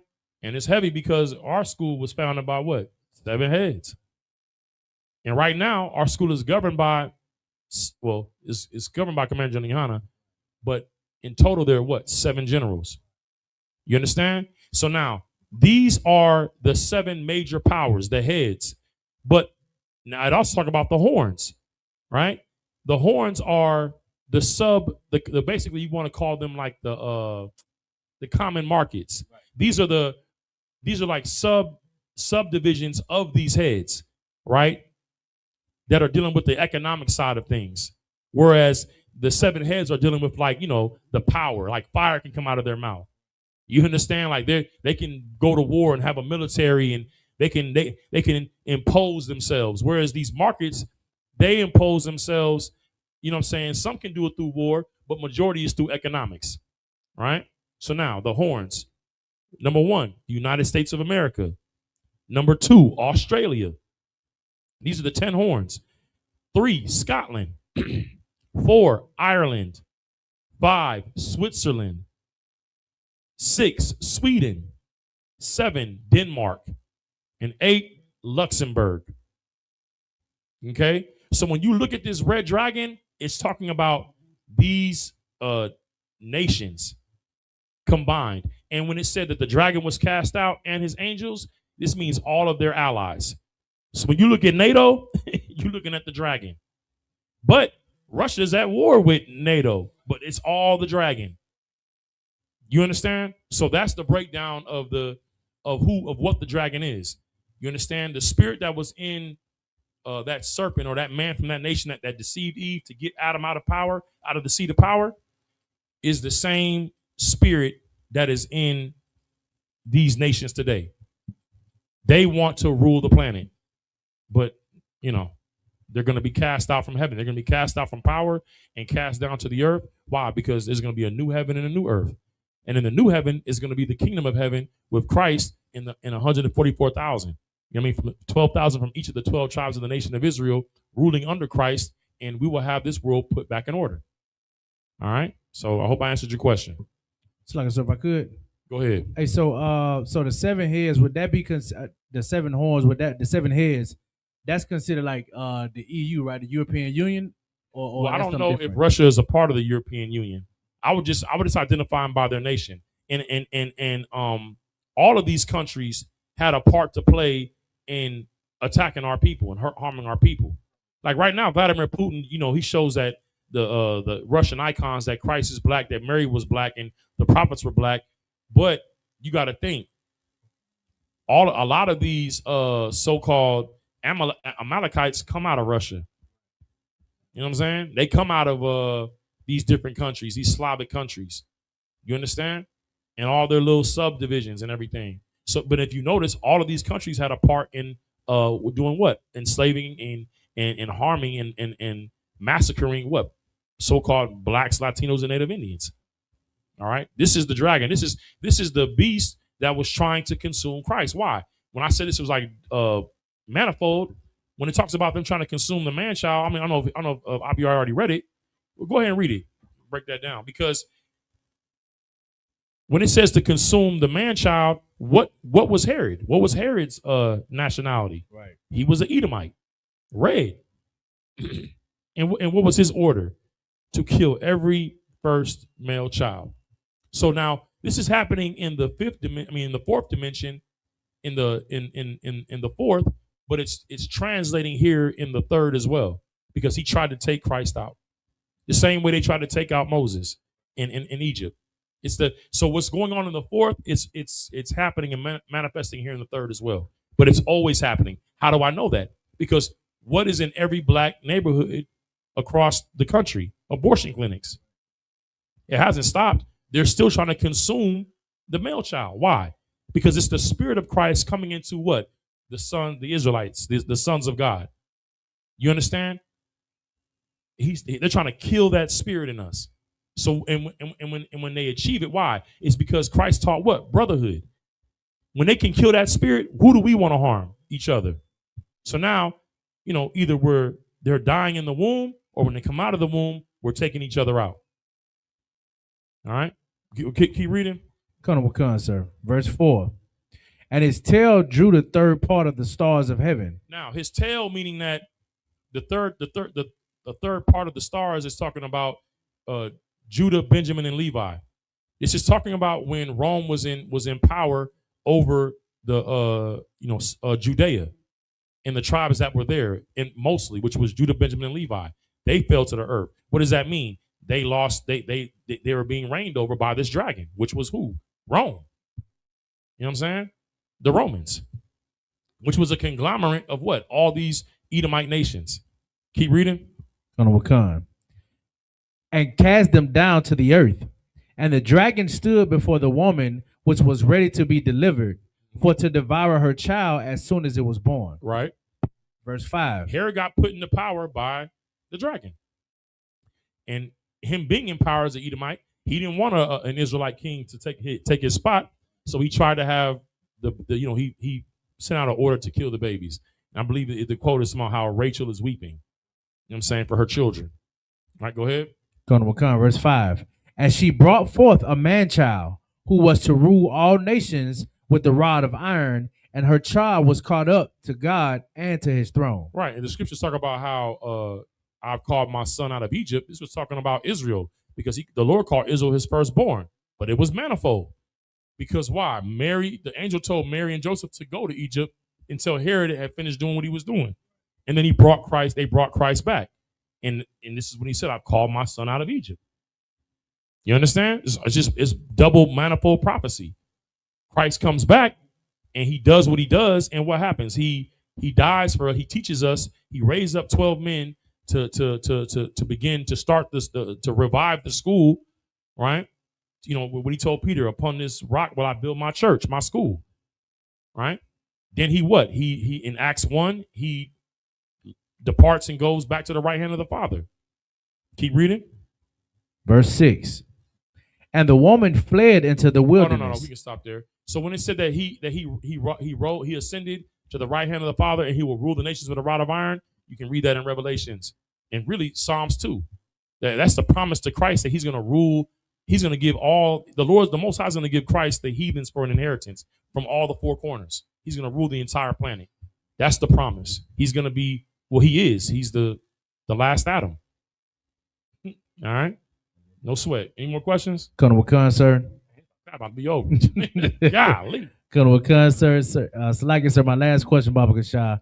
Are we currently in the wilderness, or is this a metaphor for the state of which America will fall? No, we are not in the wilderness. Well, we're already here. I guess you can read. What was that 4? 6. Yeah, read that.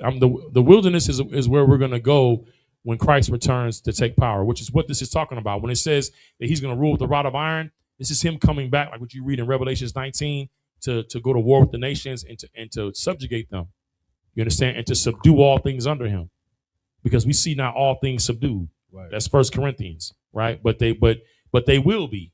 He's gonna put everything under his feet, right? Sit here at my right hand till I make thine enemies thy footstool. This is what the Most High promised Christ, right? But when that happens, it's going to be World War III, nuclear missiles. Y'all see these movies, right? Paradise and, the end of the world. And I forget all these different movies where it's just people trying to hide in bunkers and, avoid destruction. They build in bunkers all up under these different cities for the rich, you know what I mean? And, all these tech giants building bunkers because they know what's coming. You know what I mean? War, nuclear holocaust. You understand? But what does that mean for us who have we don't have no bunkers. We don't have no money to hide. We're going to hide like this in the bathroom with a nuclear missile, nuclear warhead. So our only hope and salvation is in what? It's in the Most High in Christ, right? But the Lord, in him giving Christ the power to take back the earth, he's going to watch over us. Now, you go ahead and read that. Colonel Wakan, sir. This is the book of Revelation, chapter 12 and verse 6. And the woman fled into the wilderness where she hath a place prepared of God. It's going to be some place that the Lord chooses that's going to be like untouched by what's going on with the war on the earth, the nuclear war. It's something that he's prepared for us to where, when we get taken up in the chariots, we're going to be set down in the wilderness. Okay? And the Lord, he gonna deal with us. So just because you get saved on the chariots, don't mean that it's over with. That's just part one. There's it's gonna be Hebrew Academy for everybody, sisters and the men. You understand? In the wilderness, we gonna have to. It's gonna be a place where it's gonna be safe for us, but where we're gonna have to do some work. You think about when the Israelites got took out of Egypt, and they went to the wilderness. It was to do what? The Lord gave them the law again, brought them into the covenant again. They had to get trained for war. Sisters had to work together. You know what I'm saying? When you think about Egypt, think about America. Sisters don't just be getting together and having babies together and everybody cooking together and working together. They work as individuals. Now, in the UPK, because of Commander General Yohana, the daughters of Commander General Yohana, they know how to come together and make things happen and utilize all of their strengths to help each other. But we're gonna have to do that, like for real. Now think about this. We got children that are autistic. We got people with different issues. There ain't gonna be no hospitals out there. You know what I'm saying? Ain't gonna be no ambulance services, and ain't like we're gonna be just taking packs of medical kits on the chariots. We getting dropped off. And this is why brotherhood is so important.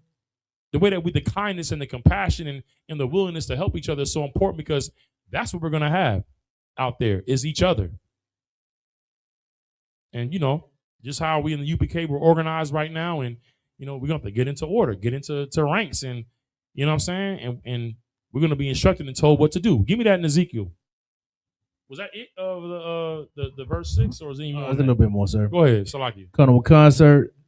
Verse 6 in the middle, that they should feed her there 1,203 score days. It's just a certain amount of time where the Lord is going to, he's about to read it right now in Ezekiel. The Lord's going to deal with us. You know what I'm saying? The angels or whomever, however it's going to play out, and we're going to be in our ranks, in our order, and getting to work. And then for however long we're out there and we've been trained, then the Lord's going to take the men who have been selected and been given power, and we're gonna go back out and you know, I'm we gonna get that too. Give me that when we're gonna go into the rocks and the cliffs and into the bunkers. Give me that too. But go ahead and read that in Ezekiel. Colonel Wakan, this is the book of Ezekiel, chapter 20 and verse 35. And I will bring you into the wilderness of the people, and there I will plead with you face to face. Right. And that word plead, when the Lord says I'm gonna plead with all flesh, he ain't talking about like how you be pleading for your woman to come back. Oh, please, baby, please, please, please. He ain't talking about that. Ain't kind of pleading. You know, it's the pleading he's talking about is, I think it's in Psalm 65. He said, he said, the Lord will answer us with terrible things in righteousness. It's the same way that when the Israelites saw the angels on the mountain, on Mount Sinai, and the Lord wanted to speak with them, and they heard that horn, they was like, Moses, you go talk to them. We ain't trying to talk to them. So you tell us what he said. It's going to be terrible. You understand? He going to plead with us face to face, meaning that it's going to be real. We've made an oath, but we gonna come into another oath, and we're gonna see the power. It's face to face.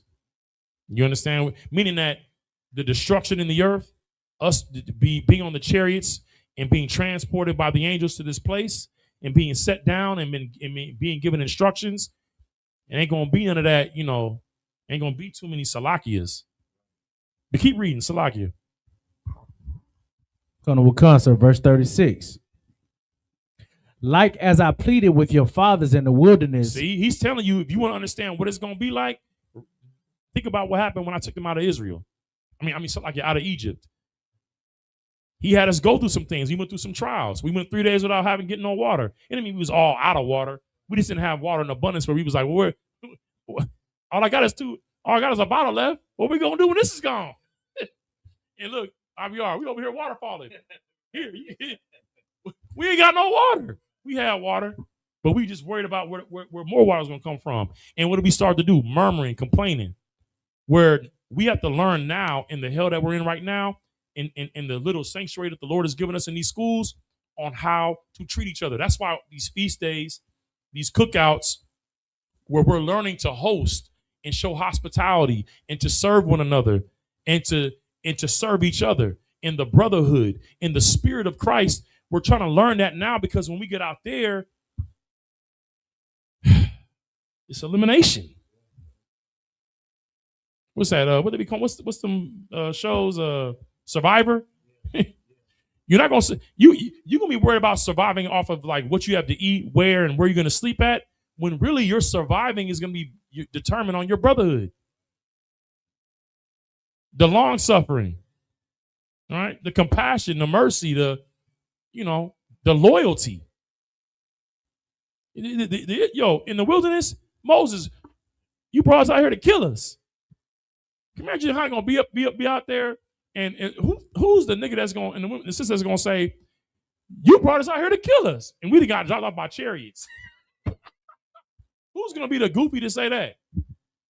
You're not gonna have a lot of room for that, if any at all, because we're not gonna be wandering for the next 40 years again. He's gonna read it to you. It's gonna be elimination. Go ahead. Colonel Wakan, sir. Like as I pleaded with your fathers in the wilderness of the land of Egypt, so I will plead with you, said the Lord. So you understand how the Lord pleaded in when we came out of Egypt, right? When they told Moses, "Oh, you've taken too much upon you. Aren't we all princes of God?"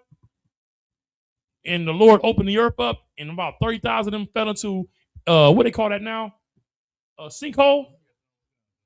30,000 people fell into a sinkhole. The Lord opened the earth up, and they fell into God knows what chambers of the belly of the earth. You know what I'm saying? He said, I'm gonna plead with you the same way. We can't be out there just ready to talk slick. And you got to think the 1/3 is coming too. It's gonna be some people who have received the prophet's reward that's gonna be out there.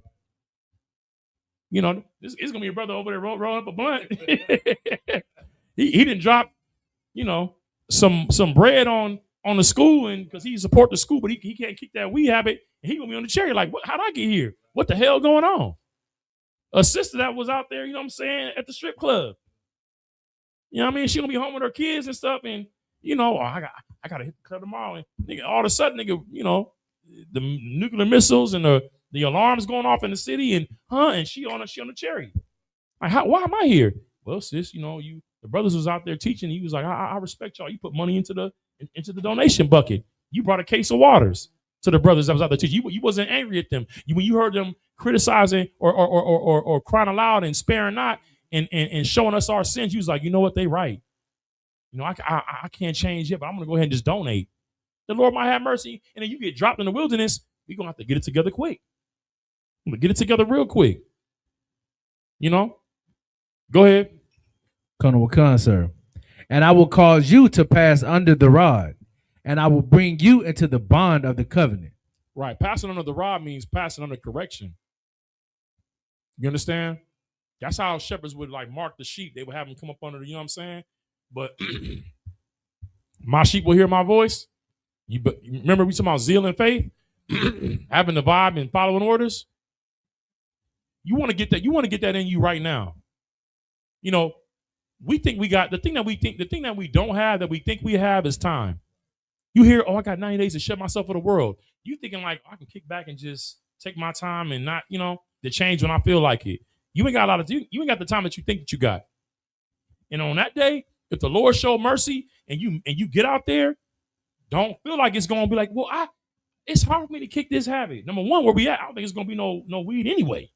So don't go out there in the forest trying to find something to smoke. Golly, you out of there. It ain't gonna be this. It ain't gonna be the same. We're gonna be getting trained to go out and conquer this earth. And we're gonna have to really come together, like the Zephaniah, gather ourselves together. It's gonna be a real thing out there, and you need to be in the spirit of Christ before you get out there. Keep reading. Gonna will come, verse 38. And I will purge out from among you the rebels. Purge out from among you the rebels. I pray you understand what that means. I'm trying to tell you, this is gonna be the, you know.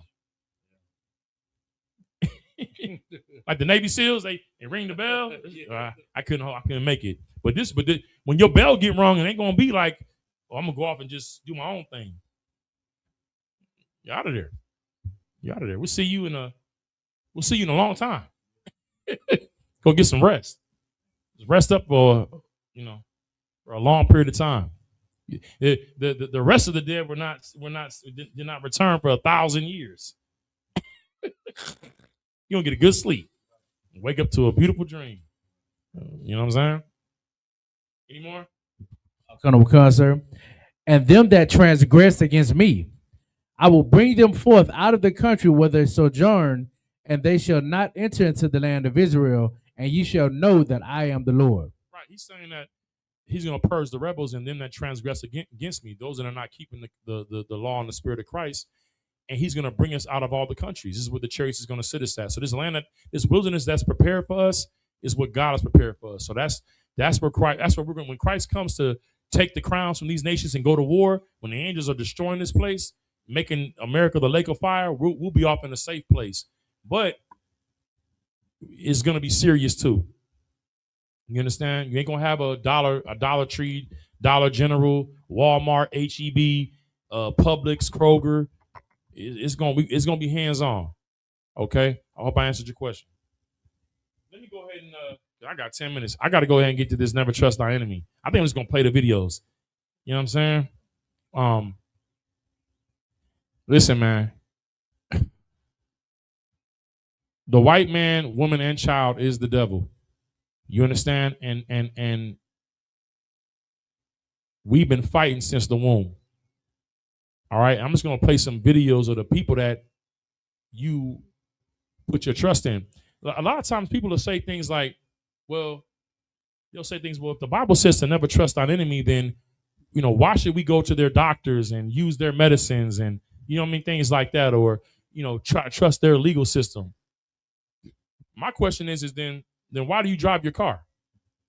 Why do you turn on the faucet and take a bath in the shower in the water that comes out of their water system? Why do you go to their grocery stores? They own those too. You understand? See, what you should be thinking about is that, as people say, well, I don't want to take the vaccines because the white man's in charge of that medicine. Well, why is the white man taking it? Well, he's giving you all the conspiracy theories like something's wrong with it, but he's taking it, trying to keep you from taking it. You know, the Tuskegee experiment wasn't about them infecting the Tuskegee with anything. It was that these or not, I mean, excuse me, not Tuskegee men. The people who came to Tuskegee to get examined, they already had syphilis. And what they did was they gave them sugar water and no actual medicine to see how long they would live and what it would look like after a period of time of them dying from syphilis. That was the Tuskegee experiment. They didn't put anything in them. They just didn't give them the medicine. That's the nature of your enemy. That's what you don't trust. What you don't trust is you don't trust them to have your best your care and welfare in mind. But it doesn't mean that you lose all of your practical wisdom and don't go to the doctor or tell the ambulance when you get in a car accident or you get shot. I don't trust white folks. Don't put me on that gurney. Don't be silly. You understand? Because if that was the case, why are you using the cell phone that he made? Why are you watching his movies? You don't trust him. No, don't be simple. The Bible says, like when it comes to doctors, the Lord hath made the physician. You understand? Also, hold Proverbs 21:1 for me. The Lord dictates all this. What he's really saying is don't trust him in the sense of what Nolan Wells did. You don't let your kids go spend the night at their house. You know what I'm saying? If they are cool with them, let them come to your crib or play basketball in your cul-de-sac or your driveway. But you don't send your kids off with them. You understand? You don't let the white coaches take your son and take him out for dinner or have him for the weekend. You know what I'm saying? Where he's probably getting molested by the mother. You understand? And the father's secretly recording it. You know that white men are cucks. You know what I'm saying? That's what it means. It means, like what happened with Carmelo Anthony. When he could have got black lawyers, he listened to what was his name? Charleston White, and when got the white defense lawyer who was cool with the prosecutor, who was cool with the judge, and they were all at a party at the house eating potato salad with raisins, smiling, having drinks of scotch about, yeah, we got this all sold up. It means like with the situation with Nolan Wells, the medical examiner who has a history of with other incident victims in Mississippi of not doing an actual real autopsy and telling the truth. Don't trust their autopsy report. Go pay for your own autopsy report. A private medical examiner. Don't trust them in that way. I mean, don't take them at their word. Don't believe their smiling face. It doesn't mean don't use Tylenol. Don't use Excedrin. Don't take penicillin. Don't get your kids vaccinated. It doesn't mean that. Right? We got to have some common sense. Go ahead. Yeah, read verse 1. This is the book of Proverbs, chapter 21 and verse 1. The king's heart is in the hand of the Lord. As the rivers of water, he turneth it whithersoever he will. Meaning that it's in the Lord's hand to move these. Like the Lord is gonna through his power is gonna create World War III. He's gonna drive these nations to come together to go to war. He's controlling that. What it means is that for you to have faith in the Most High, but still do what you need to do. But don't trust them on a personal level. Like, don't put your hope in them. Don't say, you know what? That's a good, that's a good one. I mean, I can go ahead and just do this with him. He's one of the good ones. It means that. It means don't be gullible. Don't be naive. It doesn't mean just be a complete paranoid where you don't take no medicine. You live in some, what is it? What they call that? Off grid in a hut. And I don't deal with no white people at all. That's foolish, man. Daniel dealt with a heathen. You understand? Nehemiah dealt with a heathen. Ezra dealt with a heathen. It's about not trusting them with your life, but the Lord might use them to benefit you. It was something happened the other day where I don't know what situation I was in, but the Lord sent some white boy to come and give me what I needed, and I was just like, "Thank you, Lord." Like I don't trust him. I ain't saying, "Hey, you want to go get beers later?" No, you want to go for a drink? No, because he's Jeffrey Dahmer. If I go for a drink with him, he gonna invite me back to the apartment and give me another drink, and I'm gonna have a drill in my head, get my brains ate while he watching the game. He's there eating ice cream with the brain. Hey, how's it going? I can't move. I'm paralyzed.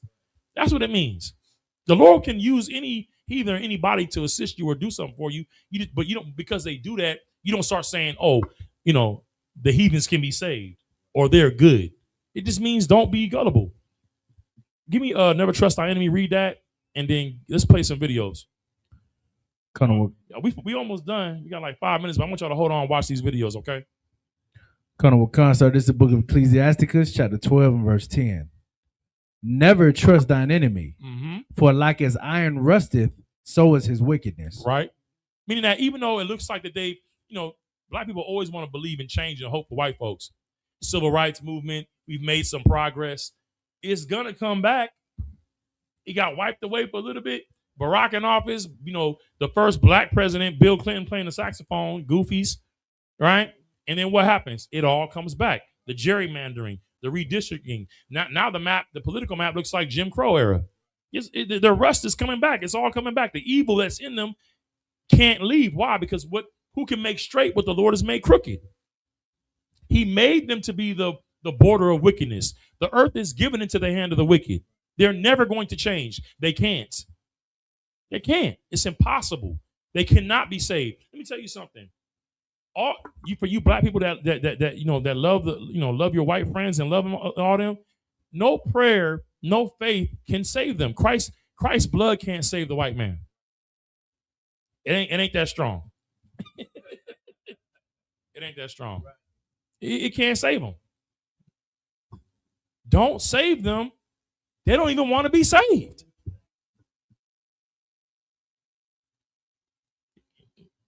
In the mighty words of Project Pat, chicken head. All right, don't save them. All right, go ahead. Colonel Wakan, sir, verse 11. Though he humble himself, right, and go crouching, yet take good heed and beware of him. And thou shalt be unto him as if thou had his wipe a looking glass, and thou shalt know that his wrath had not been altogether wiped away. Meaning that, all right, when the police officer comes to you, right, and you've done nothing, and they start talking to you, yeah, just come in, let me talk to you, man. Hey, we know, just tell us what happened. Like, bro, they don't trust them. Don't listen. Do what General Muhammad tells all of us to do. Shut your mouth. Be quiet. I want a lawyer. If you're in the UPK, you know what to do. I want a lawyer. Then you call and get counsel. Let me tell you something. I can't even get into it right now because I'm never mind. Get counsel and shut your mouth. You understand? Don't trust them. Even if you have lawyers and they happen to be right, you judge them by how they're operating. Because why? They're just your employee. You got to say, Mr. Lawyer and Mr. his last name and give them all that respect. You're paying them. They work for you. Don't trust them. Don't put your hope in them. You ever seen them videos where the brother's he's getting the sentencing and the lawyer's standing there and he's like, yeah, life in prison. And you look at the dude like, what I pay you for? Dude's like, I don't know, man. Man, listen. No lawyer loses a case. No lawyer loses a case. He might lose professionally, but the client is who loses. You the one that's going to suffer the consequences. He got paid. He went in there and played the game. And hey, sorry, man, we tried. So good luck to your family. If you want to do an appeal, we need about $30,000 more. Tell your mama to put the house up, bro. But it doesn't mean that I don't get a white lawyer or a Chinese lawyer. You get who can work for you the best. You just you use practical knowledge to see. Are they sharks? Do they want to go and really fight and find out what's going on and do this case because they love this work? They have a zeal for it? Or are they just trying to, get a check and get you up out of there and have you just take whatever plea bargain the DA offers? That's what it means not to trust. The main thing is if you're an Israelite, you should be getting counsel from the prophets of God, the men of the Lord. Trust who the Lord put in your life to give you counsel, not your own mind or them. Let me get a video. Let me see. Go to the list. Let me see. No. Just go to the inbox. Come on, sir. Let me see. I want the the comedian, the white supremacist. No. All right, give me the one about the white supremacists and law enforcement about not trusting the police. We got good police. You wonder why all this violence is happening to black people and to Latinos and Native Indians and where it's coming from. I'm gonna let them tell you. Go ahead. Colonel Wakan, sir.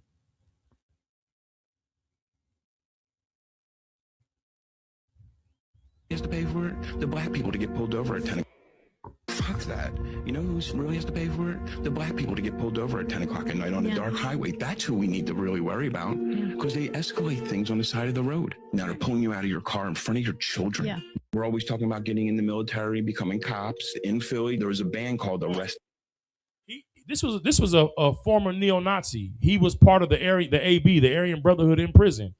You know, he was a white supremacist, and he's talking about how they would have their counsels about when they get out, or when or how they don't want them to be a criminal class. They want them to become the police, state police, military. Why? Because their ultimate goal is to be in a position to what? Take your life, take your children's life, take your family's life. Running back.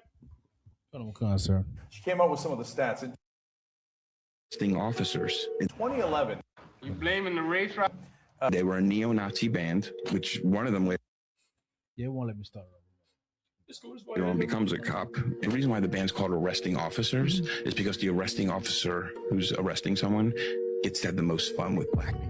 I had the swastika on my neck. Yeah. Wherever I would go to different compounds, I would say stuff like, you should get rid of that tattoo because we need you to become cop. We gotta stop doing this. We gotta stop having these things on us. We need you guys to join the military. It switched from shaved heads and combat boots and swastikas to we need to look like your neighbor, like a normal person that could then be recruited, because the real power happens within authority. Yeah. What happened to them? Do you know? A couple of them lost their jobs. They didn't fire them because it was the right thing to do. I want to be honest with you.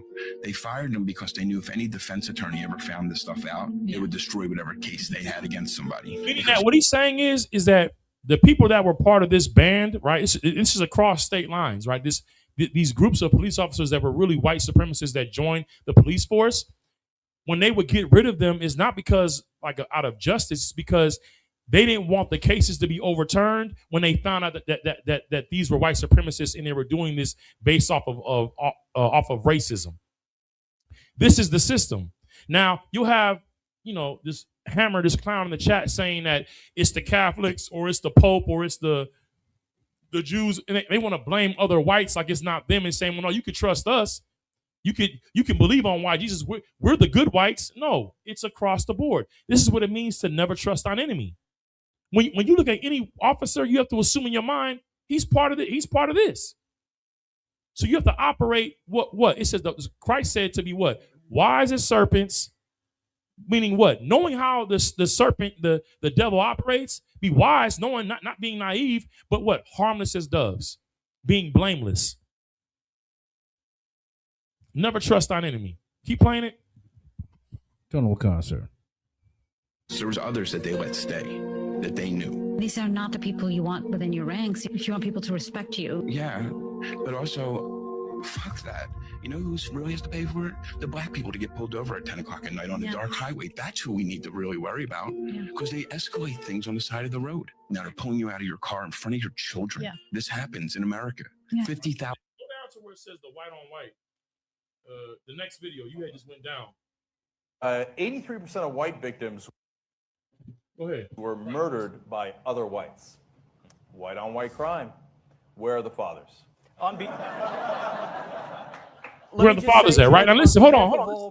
Pause this. This is heavy because they always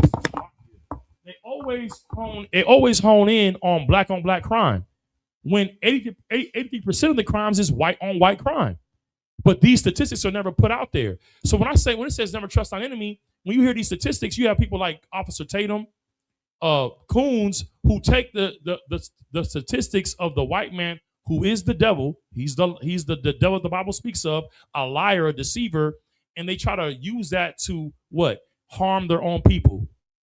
You're trusting in his statistics when you should be looking at all the statistics and putting it in its proper light, objectively.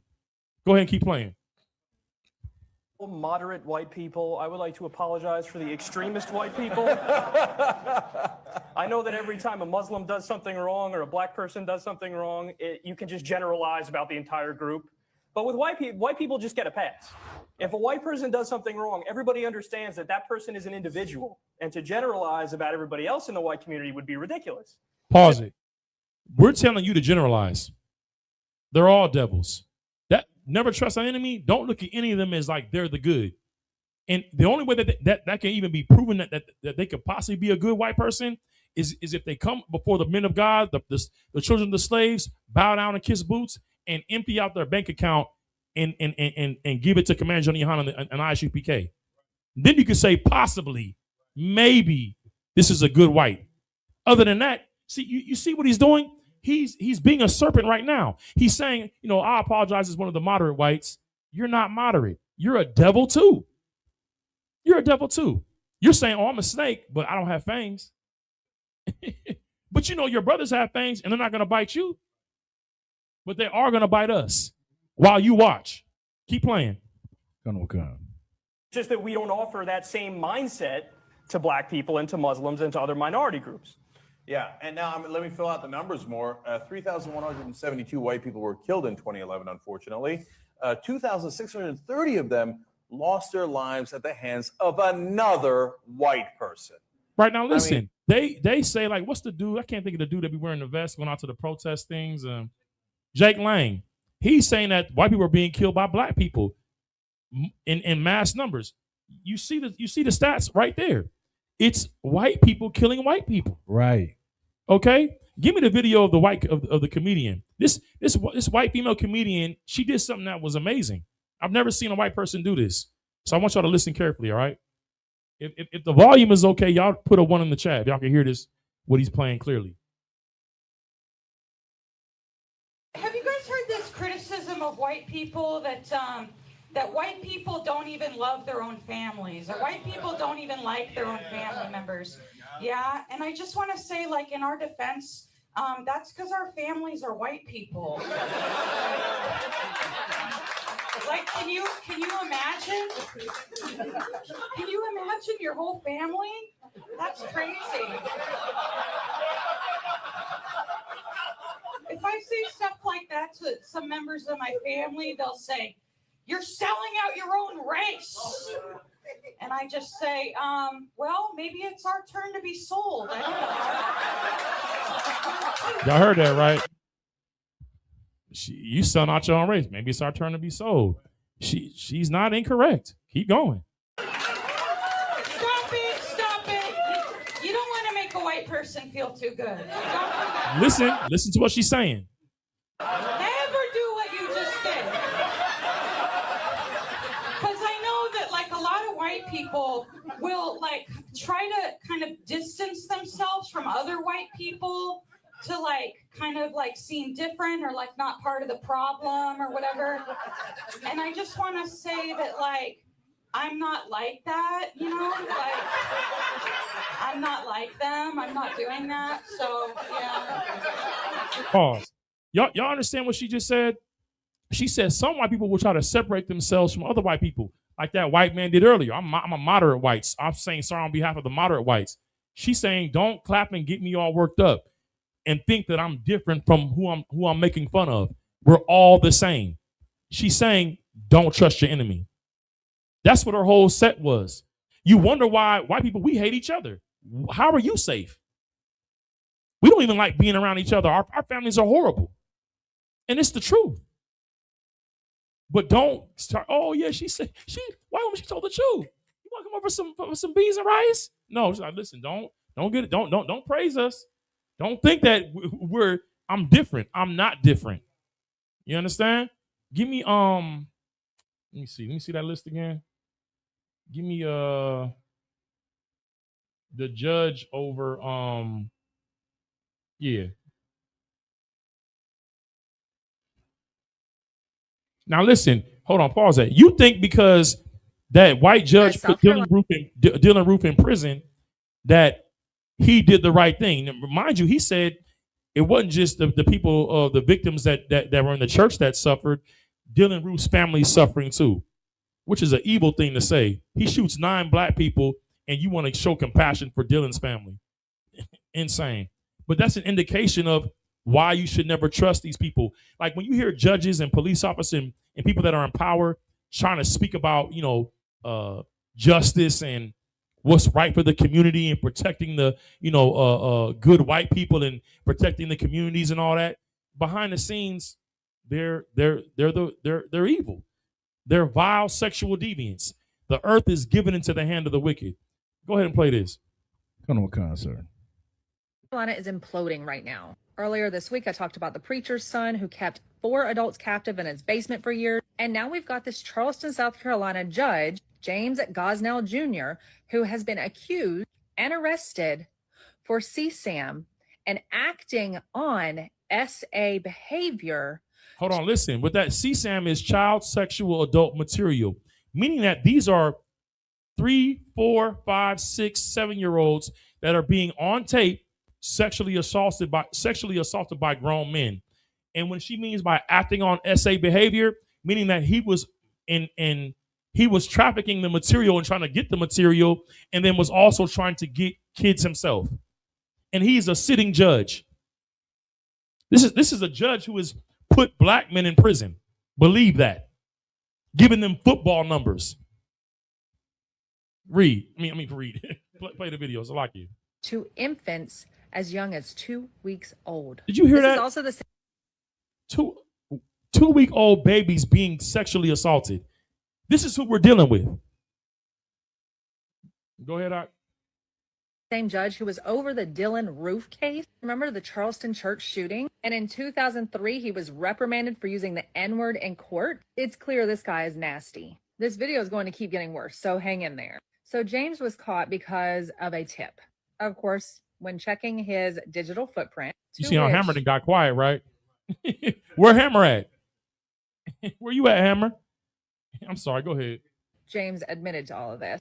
They found a USB flash drive with hundreds of videos of CSAM, but not only that, there was a Telegram group where he was communicating with other PDF files. Very explicit conversations about things that they had done, want to do. Even talked about being romantically involved with another man that had these fetishes of abusing other children together. You guys, South Carolina is...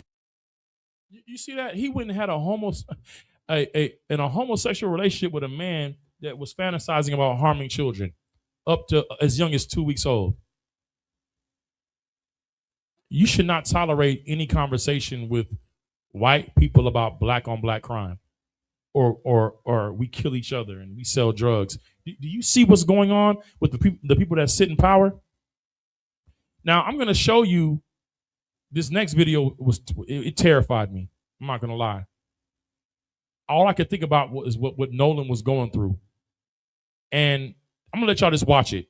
And we're going to play it, and then I'm going to break it down, and then we're going to end the class, okay? But this is the most horrifying video that I've seen in a while. Go ahead.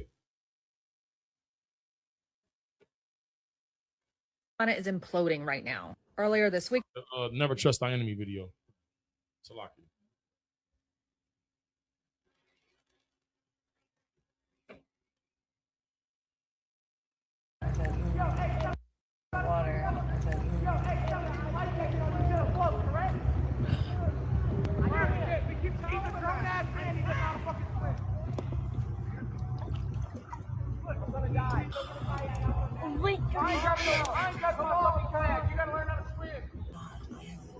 That's fucked up. Yeah.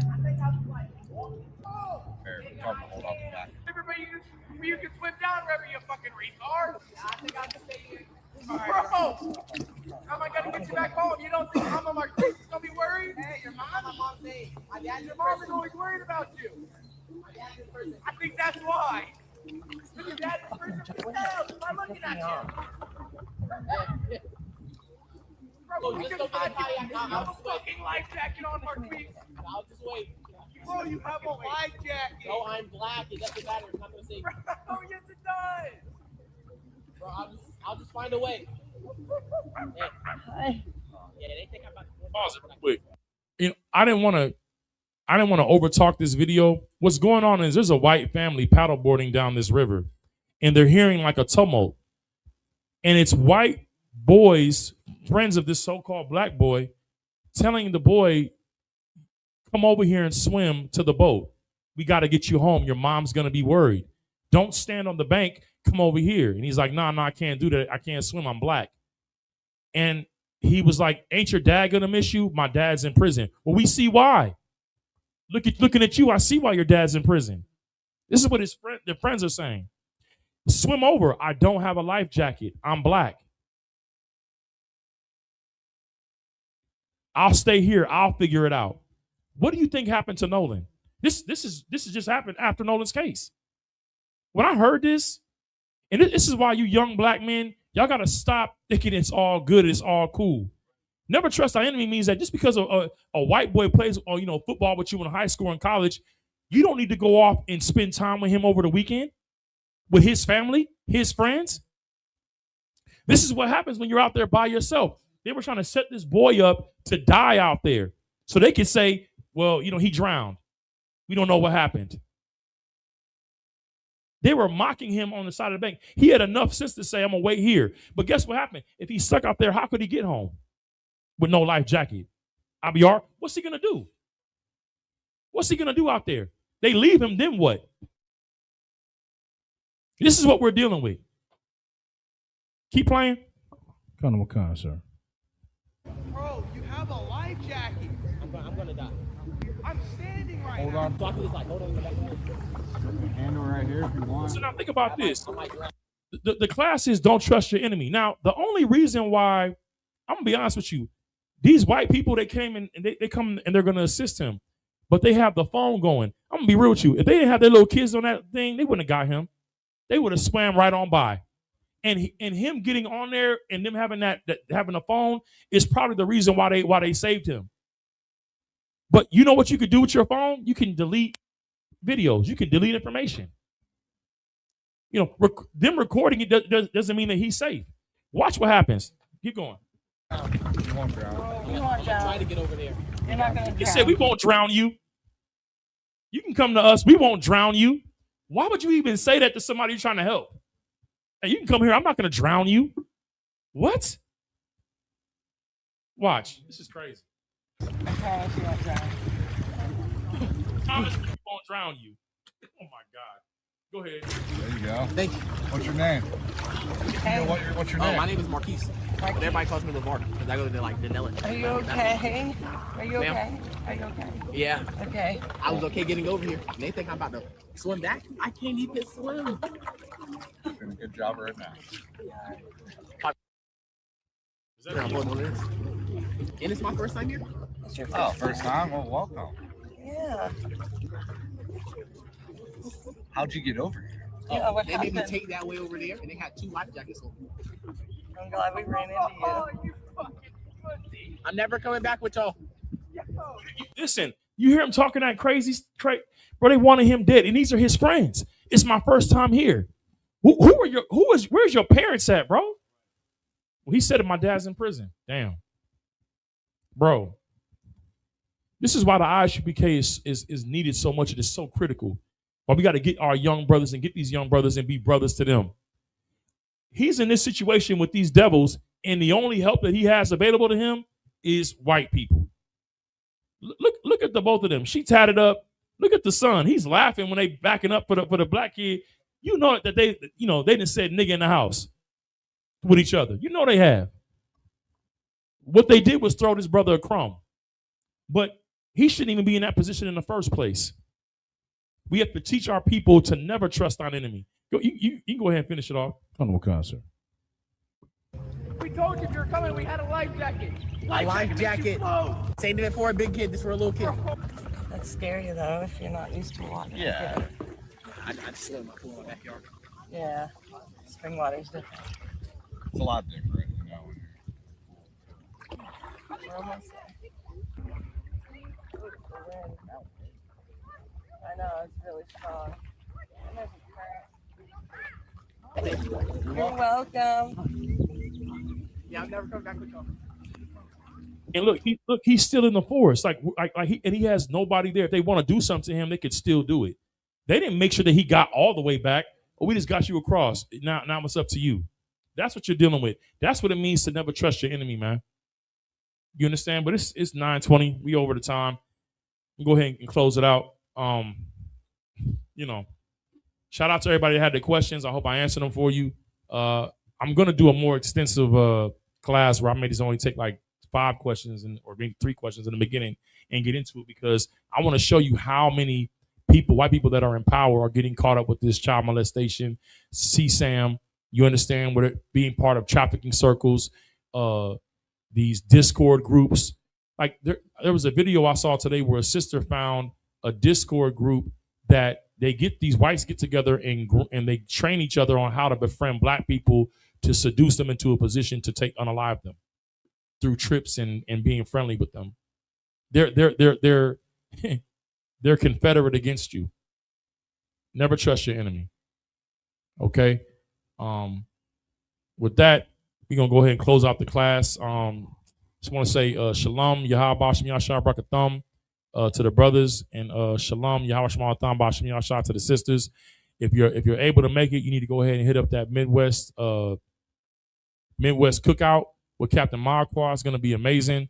I believe I want to give the whole itinerary, but I know that on the first day they're going to be having like a breakfast with I believe it's on either Wednesday morning or Thursday morning. They'll be doing a breakfast with General Mahyman, where they're going to have a special episode of Round Table of Truth.